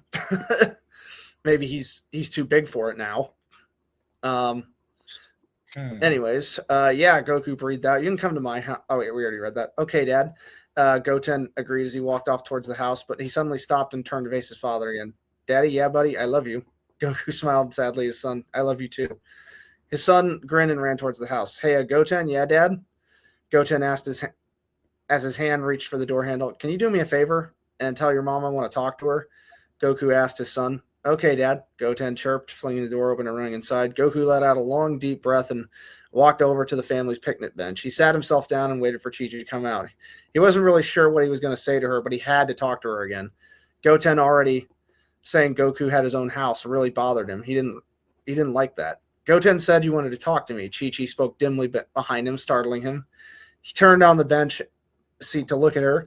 She stood with her arms folded over her chest, her cooking apron on, and she was wearing his favorite purple dress beneath it. No words came out of his mouth. Chi-Chi caught his eyes wandering, so she cleared her throat. What do you want, Goku? I want to come home, he told her. Goku, I'm not doing this right now. You know, Goten thinks I have my own house now, that it's my house. Like this isn't my home anymore, he told her, referring to their little home behind him. Well, you aren't living here, Goku, so he doesn't think it's your home. But it is my home. Me and Goten are living here, Goku, not Chi-Chi tried to finish. This is my home, too. That's my grandpa's house. Goku shouted at her, pointing to the small cabin in the distance. You can't just kick me out. Okay, so you want me to leave with Goten. You want us to be kicked out of our home. When we are the ones who have always been here whilst you have been off fighting or dead. How is that fair? No, I don't want to kick you out. One of us needs to leave, so if you're not going to kick us out, then it has to be you, Chi-Chi hotly voiced. Chi-Chi was about to walk away, but from Goku's grip on her waist stopped her. He pulled her to him at the bench, cradling her small body in his trembling arms, burying his face just beneath her chest, as he always did when seeking comfort. Please, Chi-Chi, you're the only person that gets me. Nobody knows me like you do. I don't know anyone like I know you, and I don't want to know anyone else. Please, Chi-Chi, please let me come home. Please let me know you. I miss you. I miss Goten. I miss our home. Please, Chi-Chi, I want to come home. Chi-Chi swallowed hard and unwrapped his arms from around her, trying to contain the tears as she pulled herself free from his longing grip. Chi-Chi, please don't, he breathed out when she broke his hold on her. He looked up at her with the most pained expression on her face. You can see Goten whenever you want outside of school. I won't stop you, but you can't keep coming here to have this argument with me, Chi-Chi told him firmly. She suddenly remembered something and dug her right hand into the pocket of her cooking apron and placed his mobile phone and charger on the bench in front of him. Here's your phone and charger. Just text me when you want to see him, and we'll arrange it. My number is saved in your contacts. Goku just stared at lost his phone on the bench table. You need to go, Goku, please. I don't want to cause a scene in front of Goten. Goku sat there for a few more minutes, his eyes focused on the cellular device in front of him. This was just one big mess, and he had no idea how he was going to fix it. Chi-Chi had been with him through all his messes and his mistakes, but this time he was on his own. How is he going to get through this without her? Gohan marched into Capsule Corporation, his feet stomping down the entrance hallway, his heart pounding in his chest. He promised Videl he would keep his cool, But now that he was there, he was finding it hard to control his emotions. Aside from Videl and Pan, his parents and Goten were his absolute world, and he had so much love and respect for his parents that when anyone so much as tried to badmouth them, he was straight on the offensive. No one said a bad thing about his parents when he was around, and no one meddled in his family's private business. Videl had told him that morning that Bulma was the one that told his mother about the whole scenario with Hit. 18 told Videl during a play date with the kids before, after hearing it from Panchi, who had been, I think, did they put was that Panty, Bulma's mother? I guess. Yeah, Banshee, like it's like the Japanese spelling. Oh, okay, yeah. Because I know Bulma's mother's name is Panty. Yeah, it's hilarious. Ever. Or as other people call me, MILF. Oh my god! Yes. Yeah. Who had been present when Bulma told Chi-Chi. 18 had visited Capsule Corp the day before, meeting up with Videl, and was supposed to be meeting Chi-Chi there with Bulma. She questioned why Chi-Chi wasn't coming and instead staying at home, and that's when Panchi explained what had happened. Chi-Chi was really upset by the news and didn't want to see anyone. Yes, his father should have told his mother the truth in the first place, but Bulma had no right sticking her nose in. Bulma loved to gossip, so it was no surprise that it was her that went running to his mother. But Gohan wasn't there to argue with Bulma. He wanted to find Vegeta. His father had taken off and no one knew where he was. And if anyone was going to know his father's whereabouts, it was Vegeta. Gohan announced himself at the main desk and was immediately given access into the main building. And as he continued to frog march down the hall, his eyes caught sight of Bulma in one of the lounges, sipping on a hot drink and conversing on her phone. Gohan shook his head, ridding the thoughts of shouting at her, and continued to search for Vegeta. But to his dismay, Bulma suddenly called his name. Gohan, hey Gohan, over here. Bulma called sweetly and she put down her phone. Gohan came to a stop and huffed out a frustrated breath. Hey, you, it's been a while. How are you? As she chirped as she reached him. Gohan tried to force a smile on his face as his eyes met hers. Yeah, I'm looking for Vegeta. Is he here? Is everything okay? Bulma questioned. Noticed the irate look on his face. No, not really, Gohan told her shortly. Gohan, what's wrong? Gohan couldn't hold it in any longer. Why did you tell my mom about Dad hiring Hit?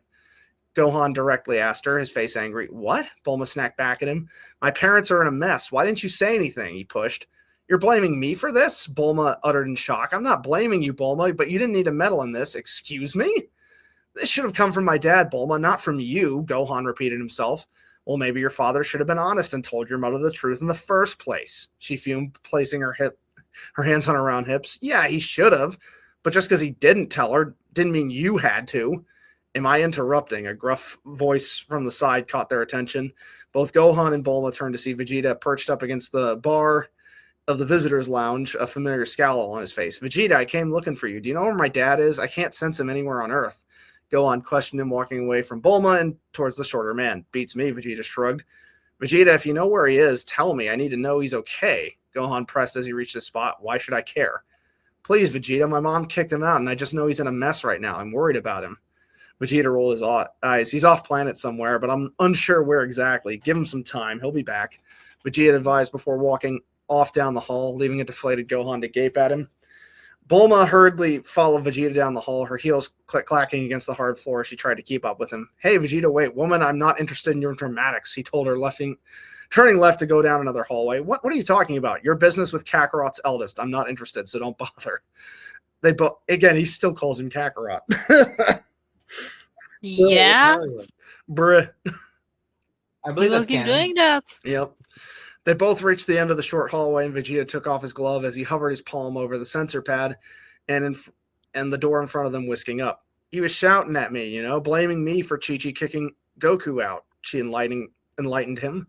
Well, if you hadn't opened that loud mouth of yours, this wouldn't have happened.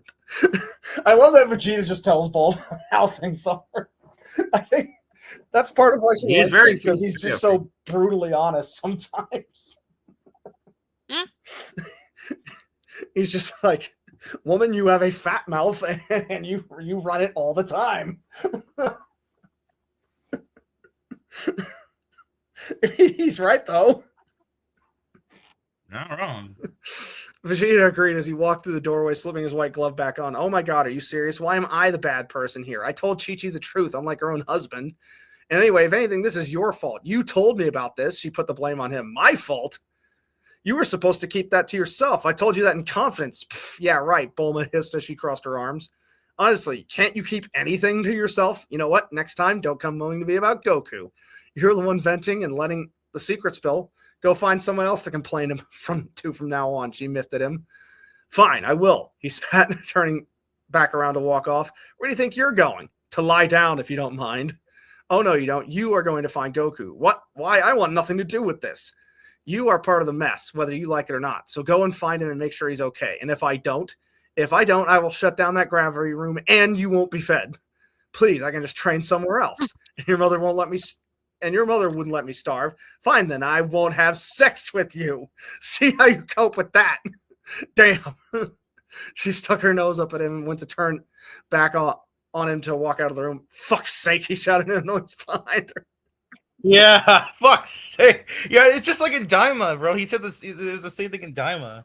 Wait, he said that in Daima? Well, yeah, well. Basically, Nah. toward the end. She didn't. Yeah, I mean, well. Bro. I mean, she it's obviously. Not...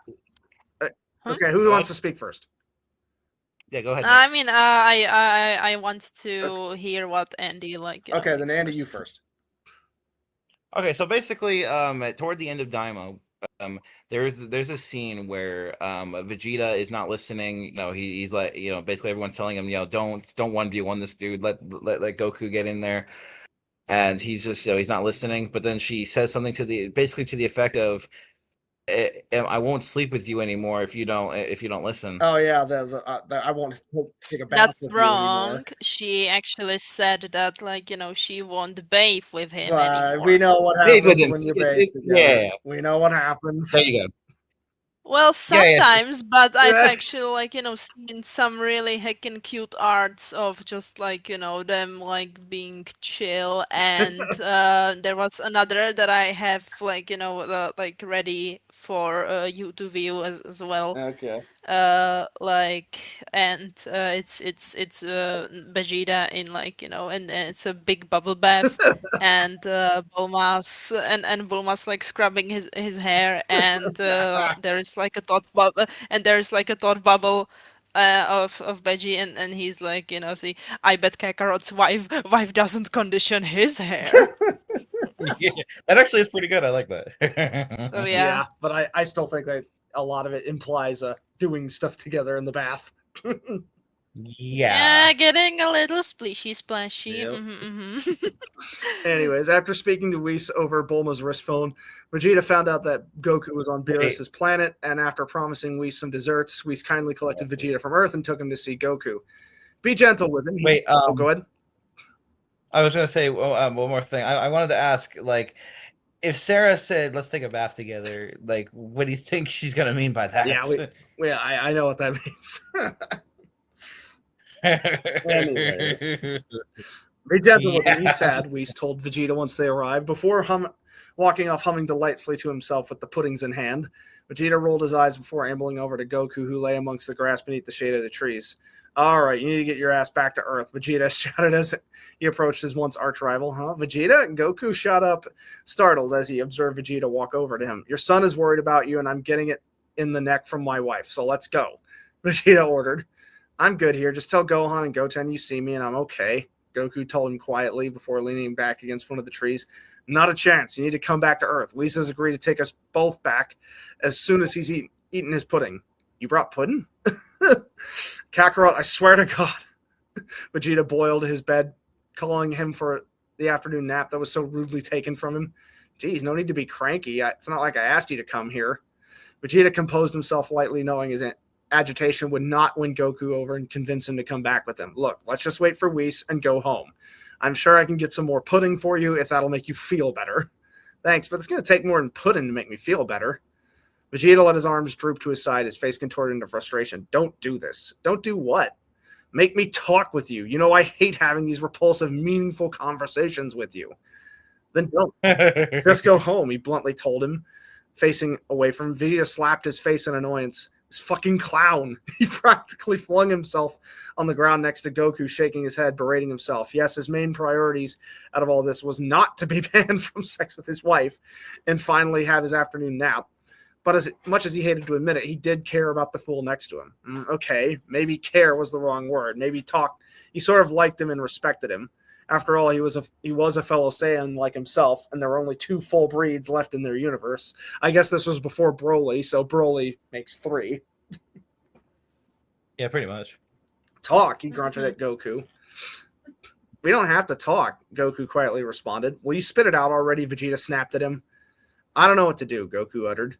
About what exactly? The fact he lied to your wife or her kicking you out? Goku frowned at him both. Well, you can't do anything about the lie. It's done. I don't know. I've never been kicked out. What? Bulma has never kicked you out? Goku questioned, surprised by this. Bulma was I'm surprised by that too. All right. Bulma could be just as feisty as Chi-Chi, if not worse sometimes. How did he get away with not being kicked out? He was an asshole when he wanted to be. On top of this, Vegeta did make the conscious choice to be taken over by Babidi and to become Majin Vegeta. He consciously killed all those people at the world tournament. That's true. He did that intentionally. Yep. So it's like that was intentional. And in front of Bulma, he killed all those people. Yep. In fact, his blast barely missed them. I mean, obviously he intended not to hit them, but the point is that he blew them up. So no. My point is that the blast that killed those people in the tournament that was it exploded right next to where Bulma's group was sitting. Yeah, I mean, he aimed to not hit them, but he still killed a bunch of innocent people. That's what I mean. Yeah. But I just let myself back in. I couldn't care less. I just go and sleep in one of the guest rooms, Vegeta blazingly told him. No kidding, Goku gaped at him. Why don't you just do that? Assert your authority. You are a Saiyan warrior. Have some pride. Says the guy who was probably blackmailed into coming here. There ain't no way you came here off your own back. Goku gave Vegeta a small smile. Shut up. Well, either way, it ain't as easy as that. She's real mad at me. The maddest she's probably ever been. I really messed up this time. I'm not so good at this husband thing. You'd think I'd learned by now, huh? I'm sure if you were that bad, she'd have left you years ago. She doesn't seem the type to settle for anything less than she deserves, Vegeta thought out loud. So what do I do? How do I fix this? Are you really asking me? Well, yeah, you're a Saiyan like me, and you're married too. How the hell am I supposed to know? You and I are nothing alike. And I only married Bulma because she wouldn't shut up about it. I couldn't care less about Earth's customs. I picked her, mated with her, and she birthed my child. As far as I'm concerned, the deal was settled. That is Saiyan logic right there. Vegeta's awesome, bro. Goku looked dejectedly back down at the ground. Vegeta huffed. Look, we are very different people and have different relationships. What works for me and Bulma might not work for you and your wife. I'll try anything at this point, Goku whispered. Fine. What is it your wife likes about you? What do you do that makes her happy? Well, working on the farm, being with the boys, being home with her and Goten, spending time with Pen. Goku thought on the spot. Okay, what else? She loves it when we're intimate, especially she loves it when dear God, no, I don't want to hear about that. But but it's something she likes me doing. You asked. I do not want to hear about your sexual relations. Besides, she kicked you out. Kicking her down isn't going to help you right now. That's exactly right. Mean? Forget it, Vegeta told him bluntly. Goku sighed, a moment of silence passing between them. You told Bulma, didn't you? What? You told Bulma that I hired Hit to assassinate me, didn't you? Vegeta pursed his lips. My bad, I let that slip when I was venting, Vegeta admitted. Venting about what? I was pissed at you for getting more enjoyment out of fighting Hit than me, and it just came out. But she did say she wouldn't say anything. Obviously, that damn woman can't keep her trap shut, Vegeta grumbled. You thought I enjoyed fighting Hit more than you? Let's not go off topic. And, well, I didn't, just so you know, he told him quietly. It was fun, but I don't know. I guess you know me and how I fight. I know you too. I think that's what makes it better. Okay, this is starting to be like that one Team 4-Star Dragon Ball Super. I'm about to say, that's Goku and Vegeta were doing fight therapy. Yeah. What, do I just not excite you anymore? Oh boy. Oh boy. This is getting way too sloppy for my liking, he told the wild-haired man next to him. You were meant to keep that to yourself, you know. I did ask you not to tell anyone. I was angry and it slipped out. I didn't purposely tell her. And like I said, she told me she wouldn't tell anyone.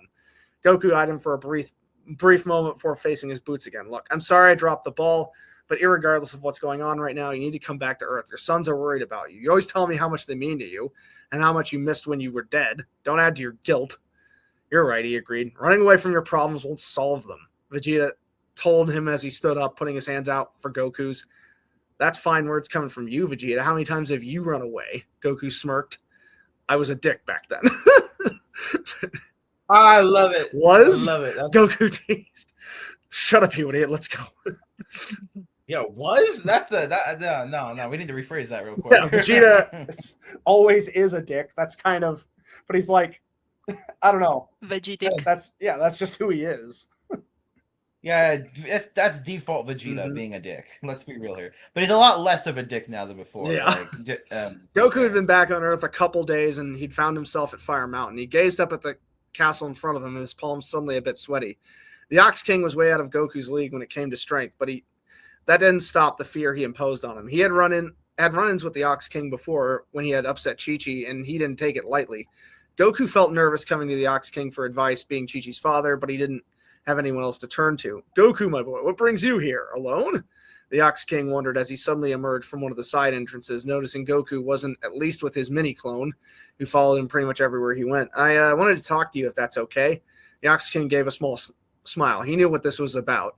He had been over to the Sun residence a few times since Chi-Chi kicked Goku out, and although Chi-Chi hadn't told Ox everything, he knew enough. Sure, son, do you want something to eat? I can get someone to fix you something yummy before we talk. Nah, I'm okay. Thanks, though. Ox was surprised by this. Goku declining food? This was unheard of. Father-in-law and son-in-law took a walk to the hills just outside the kingdom. It was a rather quiet walk. The Ox King telling Goku about some of the fruits that started to grow nearby, some of which were Goku's favorites. They stopped in their walk when they had reached the top of one of the smaller hills, both of them sitting down amongst the lush green swaying grass. Ox waited patiently for Goku to talk, his eyes on him, his solemn look and sunken form more than noticeable. Goku wasn't the most expressive when it came to his deepest emotions. The Ox had seen Goku during sad moments, like before the Cell games. Goku was very troubled and asked him if he could be with Chi-Chi when Goku fought Cell. The Ox King knew something wasn't right, but Goku wouldn't tell him what it was.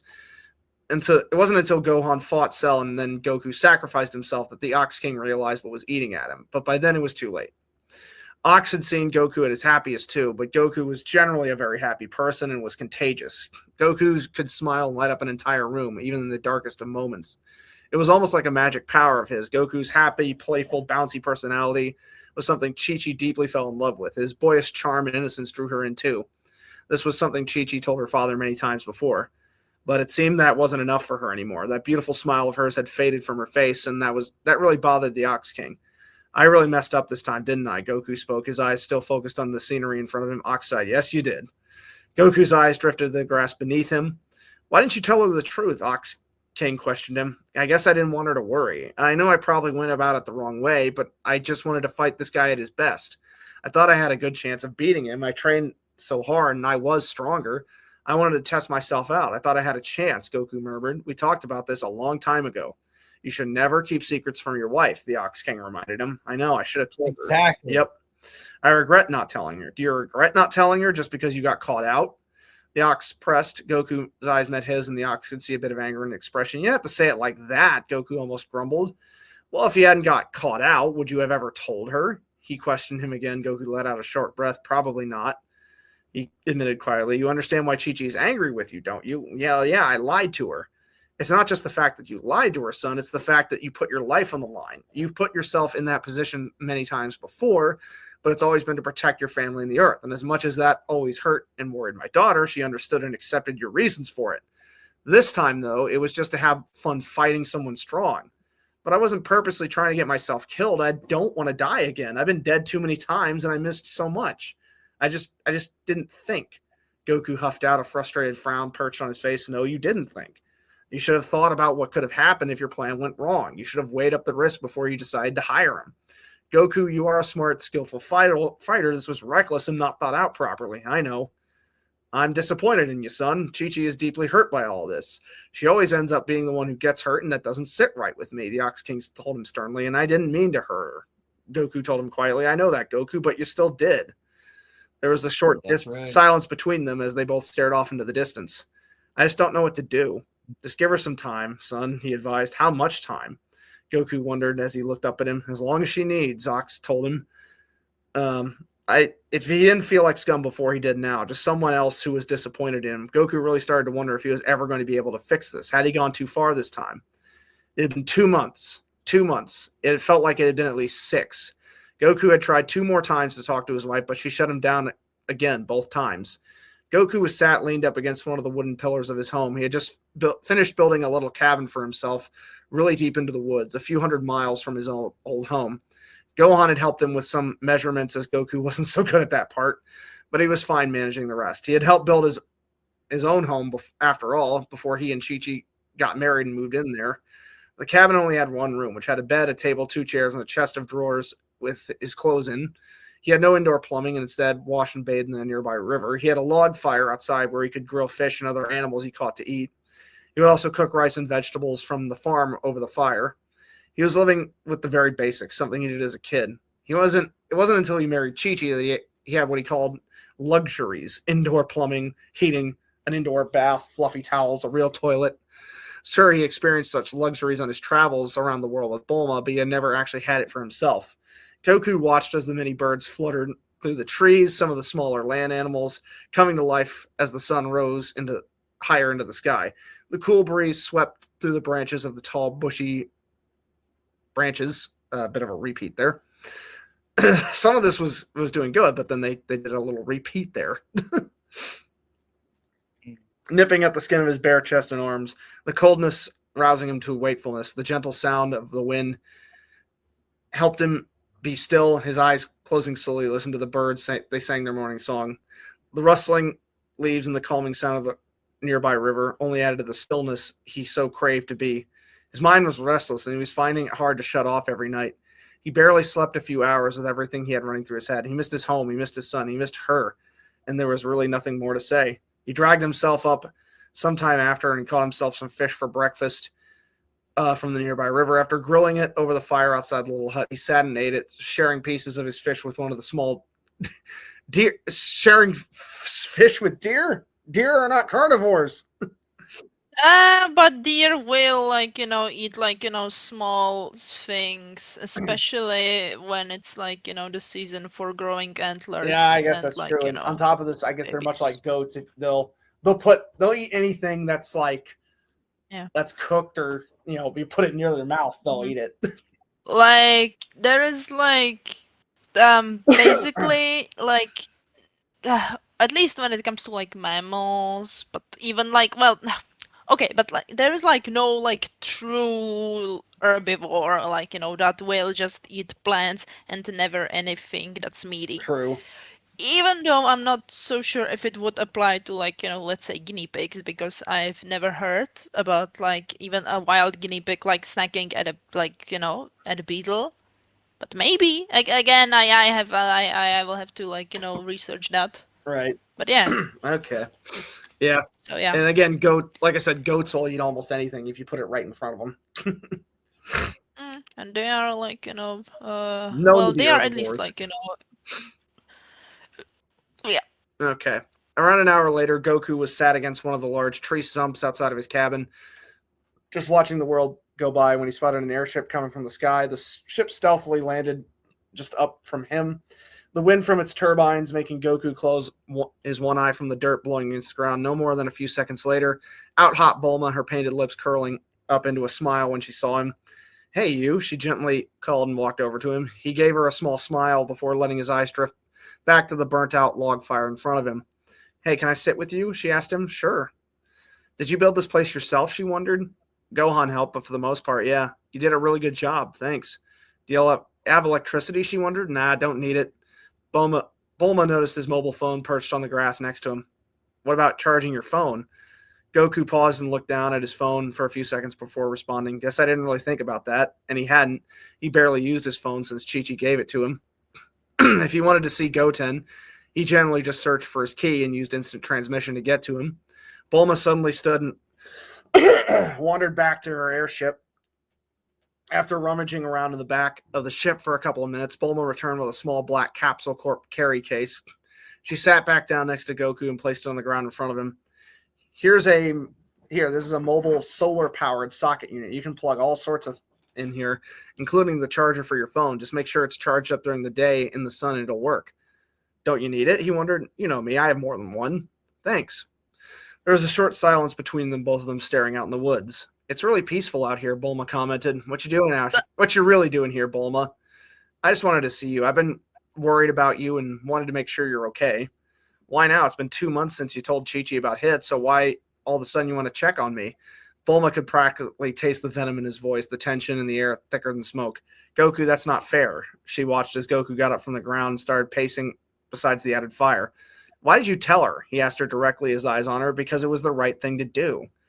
Why did you really tell her? Goku snapped at her. What? I might not be the smartest, but I know you, Bulma, and I know you don't just do things for no reason. There had to be something in it for you, so what was it? Are you serious? Bulma exclaimed. Why did you tell her? Because she deserved to know the truth. For a long time, me and Chi-Chi didn't see eye to eye, and I wasn't always honest with her. You know that. We had this conversation a long time ago, back when you were injured and in the hospital. You know we lied to her.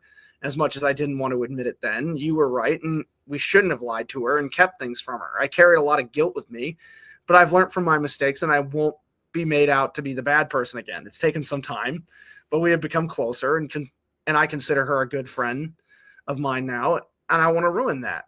So that's why you told her, to quench your guilt, to make yourself look good because you were wrong before? That's not what you told my wife something huge that's completely ripped us apart just to make you feel better. How dare you throw this back at me? You are the one who's in the wrong here, not me. You should have told her the truth in the first place.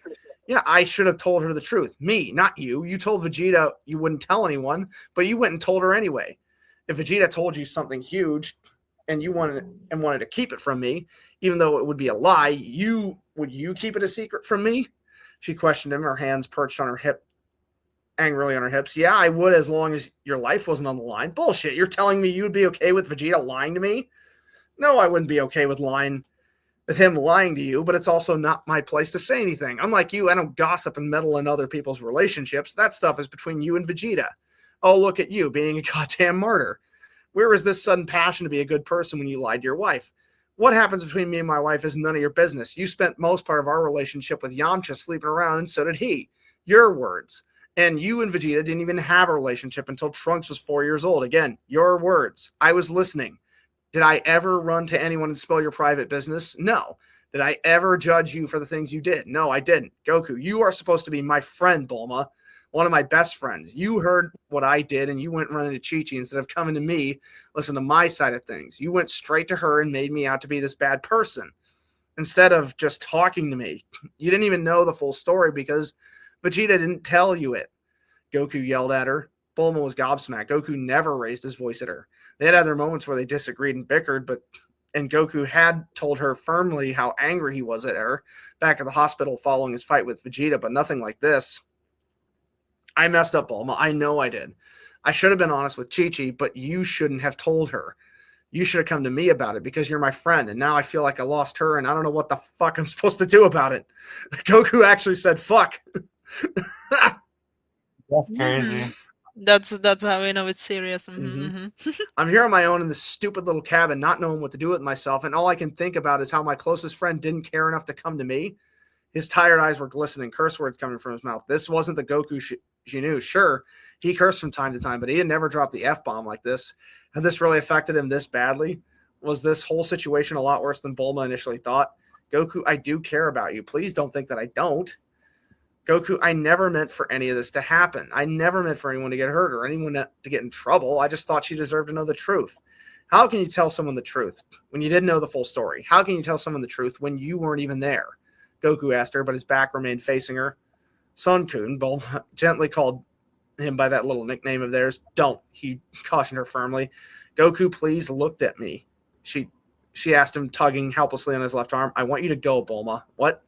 She questioned him. Please just go, he told her again. Bulma remained where she was for a moment, stunned by his words.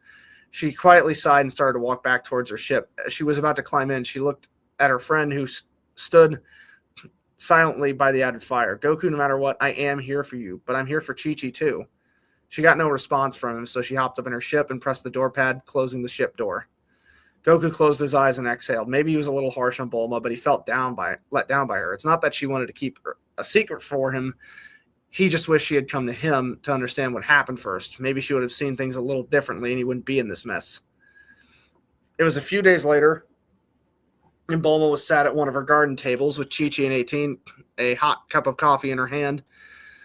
It took some convincing, but Chi-Chi finally agreed to spend some time with them, and Bulma was hoping Chi-Chi would open up about how she was feeling. It took some prompting, but Bulma finally had her talking. He's always been addicted to fighting, but it was never as bad as it is now. I don't know what it is, but the more power he gets, the more he wants. It's never enough for him. And he gets so consumed by this need that he doesn't think about what he's doing, but he can't see that. Vegeta's just as bad, Bulma added, and Vegeta didn't lie to you again. He didn't nearly die on you again, Chi-Chi remarked, silencing Bulma.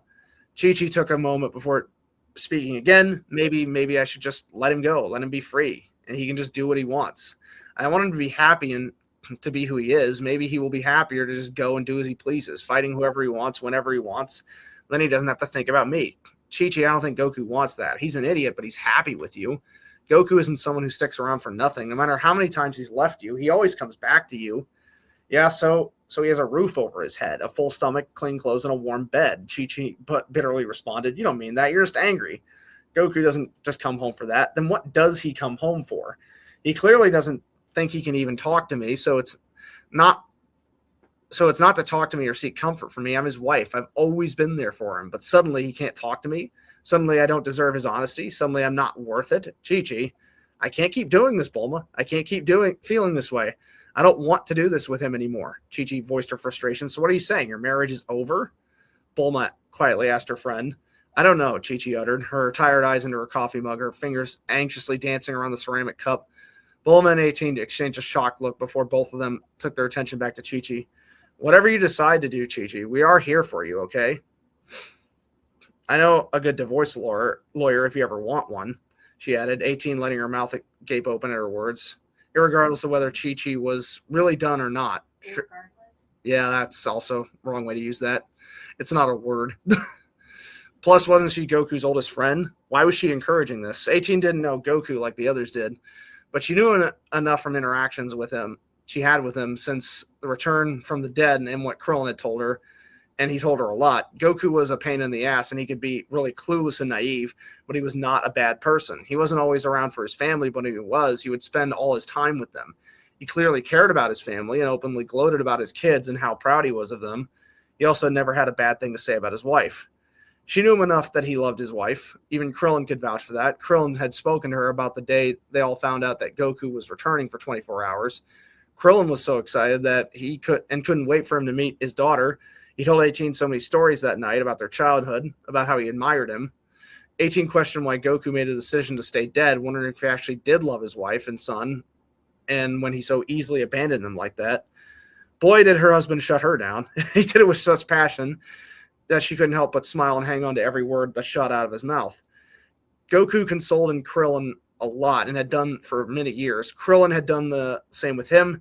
Admittedly, some of the stuff Krillin invented to Goku he didn't understand or couldn't relate to, especially when it came to dating women. Goku skipped that part and got married straight away without having a clue about what he was getting himself into. But that was just Goku. He was a dive right in and ask questions later kind of guy. 18 would never forget the pain in Krillin's eyes when he told her about their last heart-to-heart. Just a few days before the Cell Games, Goku had told him just how much it meant to him being with his family and how important it was that his wife and son were happy. Krillin didn't realize it at the time, but when he thought about it later after Goku had died, it broke him, knowing that Goku was saying his goodbyes, and he had no damn clue. Goku already had it in his head that if things went south, he was going to be the one to take the fall. Krillin loved Goku to bits and had the utmost respect for him. 18 admired that, and it was definitely reciprocated. 18 witnessed this herself when Goku came back. The man had a huge heart, and he certainly wore it on his sleeve, but 18 could understand Chi-Chi's anger and frustration. She hadn't been through what Chi-Chi had with her husband, but from what 18 did know about their relationship, it had been a long, hard road. Yeah, she knew Goku enough, and if she knew if Chi-Chi ended things, it was going to destroy him. Okay. All right, this is getting heavy. I will admit that. This is getting heavy. Yes, it's getting very heavy. Yeah. Who wrote it? Yeah, Nate, who did write this? There's their name at the top, I think. Yeah, let me reshare it. Okay, so again, good on you, Gosha. Excellent writing. Sort of, but intense writing, for sure. Sort of. Yeah. A bit repetitive. A bit. And then, Yeah. Also, using non-English words. Yeah, like irregardless. But I guess, like as promised, I'll tell you guys about my new manga idea that I came to yesterday. We were watching old professions like a sin eater. Are you guys familiar with the profession sin eater? No. Okay, so what a sin eater would do is basically they would go to people's houses for someone who had just died, and food was placed on that person's body. And the idea is that the food absorbed the sins of that person. And so they basically ate that person's sins, basically, so that they could go into the afterlife with a clear conscience. No. No? Did I get that wrong? Yes. Okay, what was it again? The sin eater was basically these outcast men who, even though they were respected, but still were looked down upon because they consumed the sins of the dead. Right. So once someone was recently dead, they would place food on it, usually stale bread and warm beer. Right. And the sin eater would come Mm-hmm. and eat the bread and beer, consuming the sin from The dead person, yeah. and say a very emotional prayer as the soul could now leave and join up to heaven. Yeah. You're basically, what do you call it? Trying to help absolve that person. Yeah, you're absolving the person of their sin on earth. And because of that, unfortunately, you're viewed as wicked and sinful because you have taken the sin of that person onto yourself. Right. But my idea for this manga is about an exorcist called the Sin Eater, and basically he goes from town to town exorcising demons, and he's like One Punch Man levels of powerful when it comes to it. And he's kind of he's kind of an outcast. Just one and done. Huh? So just like one and done. And next, like, Well, one and Well, done, moving he's on so to the good next at it, demon. and on top of this, he's so spiritually powerful. Like, it doesn't matter the power of the demon; he just instantly seals them, or banishes them, or exorcises them. And So like the Ghostbusters. kind of, but like again, he's very competent and good at his job. But he is competing with like a fraud who's like more ordained by the church, and the fraud has been basically kind of giving him the nickname of the Sin Eater because like some of his cases, like he tries to make it seem like it's his fault. So basically the Sin Eater keeps going from town to town solving these problems, and also on top of this, he's helping the family with like a deeper psychological issue that they might be having, like if the demon haunting is caused by a family member dying recently, he kind of helps them, bridge that hole that the family member filled psychologically and everything, and helps them through all that. And it'd be sort of episodic, but with every encounter, he faces a stronger and stronger and stronger demon until he eventually fights the devil himself. So, Oh, dang. yeah. So what do you guys think? It's a Yeah, good it could idea. be. Yeah. Could be Although interesting. I would say that if you're gonna make an exorcist type manga, Mm-hmm. I would. There is one anime that I would recommend you watch just as a little bit of fun thing to see. And what would that be? It's called Ah My Buddha. Ah, My Buddha. Yes. Okay, that's a weird name, but I might have to check it out. Anyways, I'm gonna play some Valheim for the last part of the luncheon. Nate, if you would, Okie go ahead and close us out. dokie. Goodbye, Pebbles across all platforms. This has been the Idiots Podcast. Episode 107. Nice. All right, guys. I'm actually gonna I'll keep VC open if you guys want to talk more. Yeah.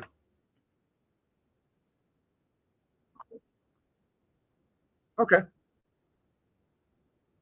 Okay, sounds good. But yeah, I'm gonna pull up Valheim.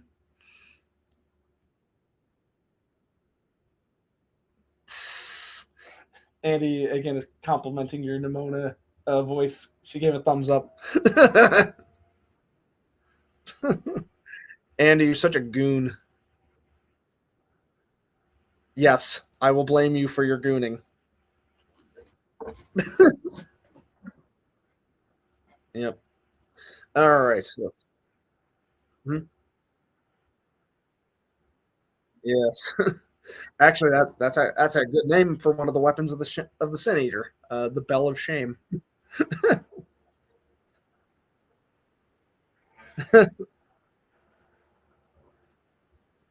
Yeah. All right. Later, Andy. Possibly see you in a bit.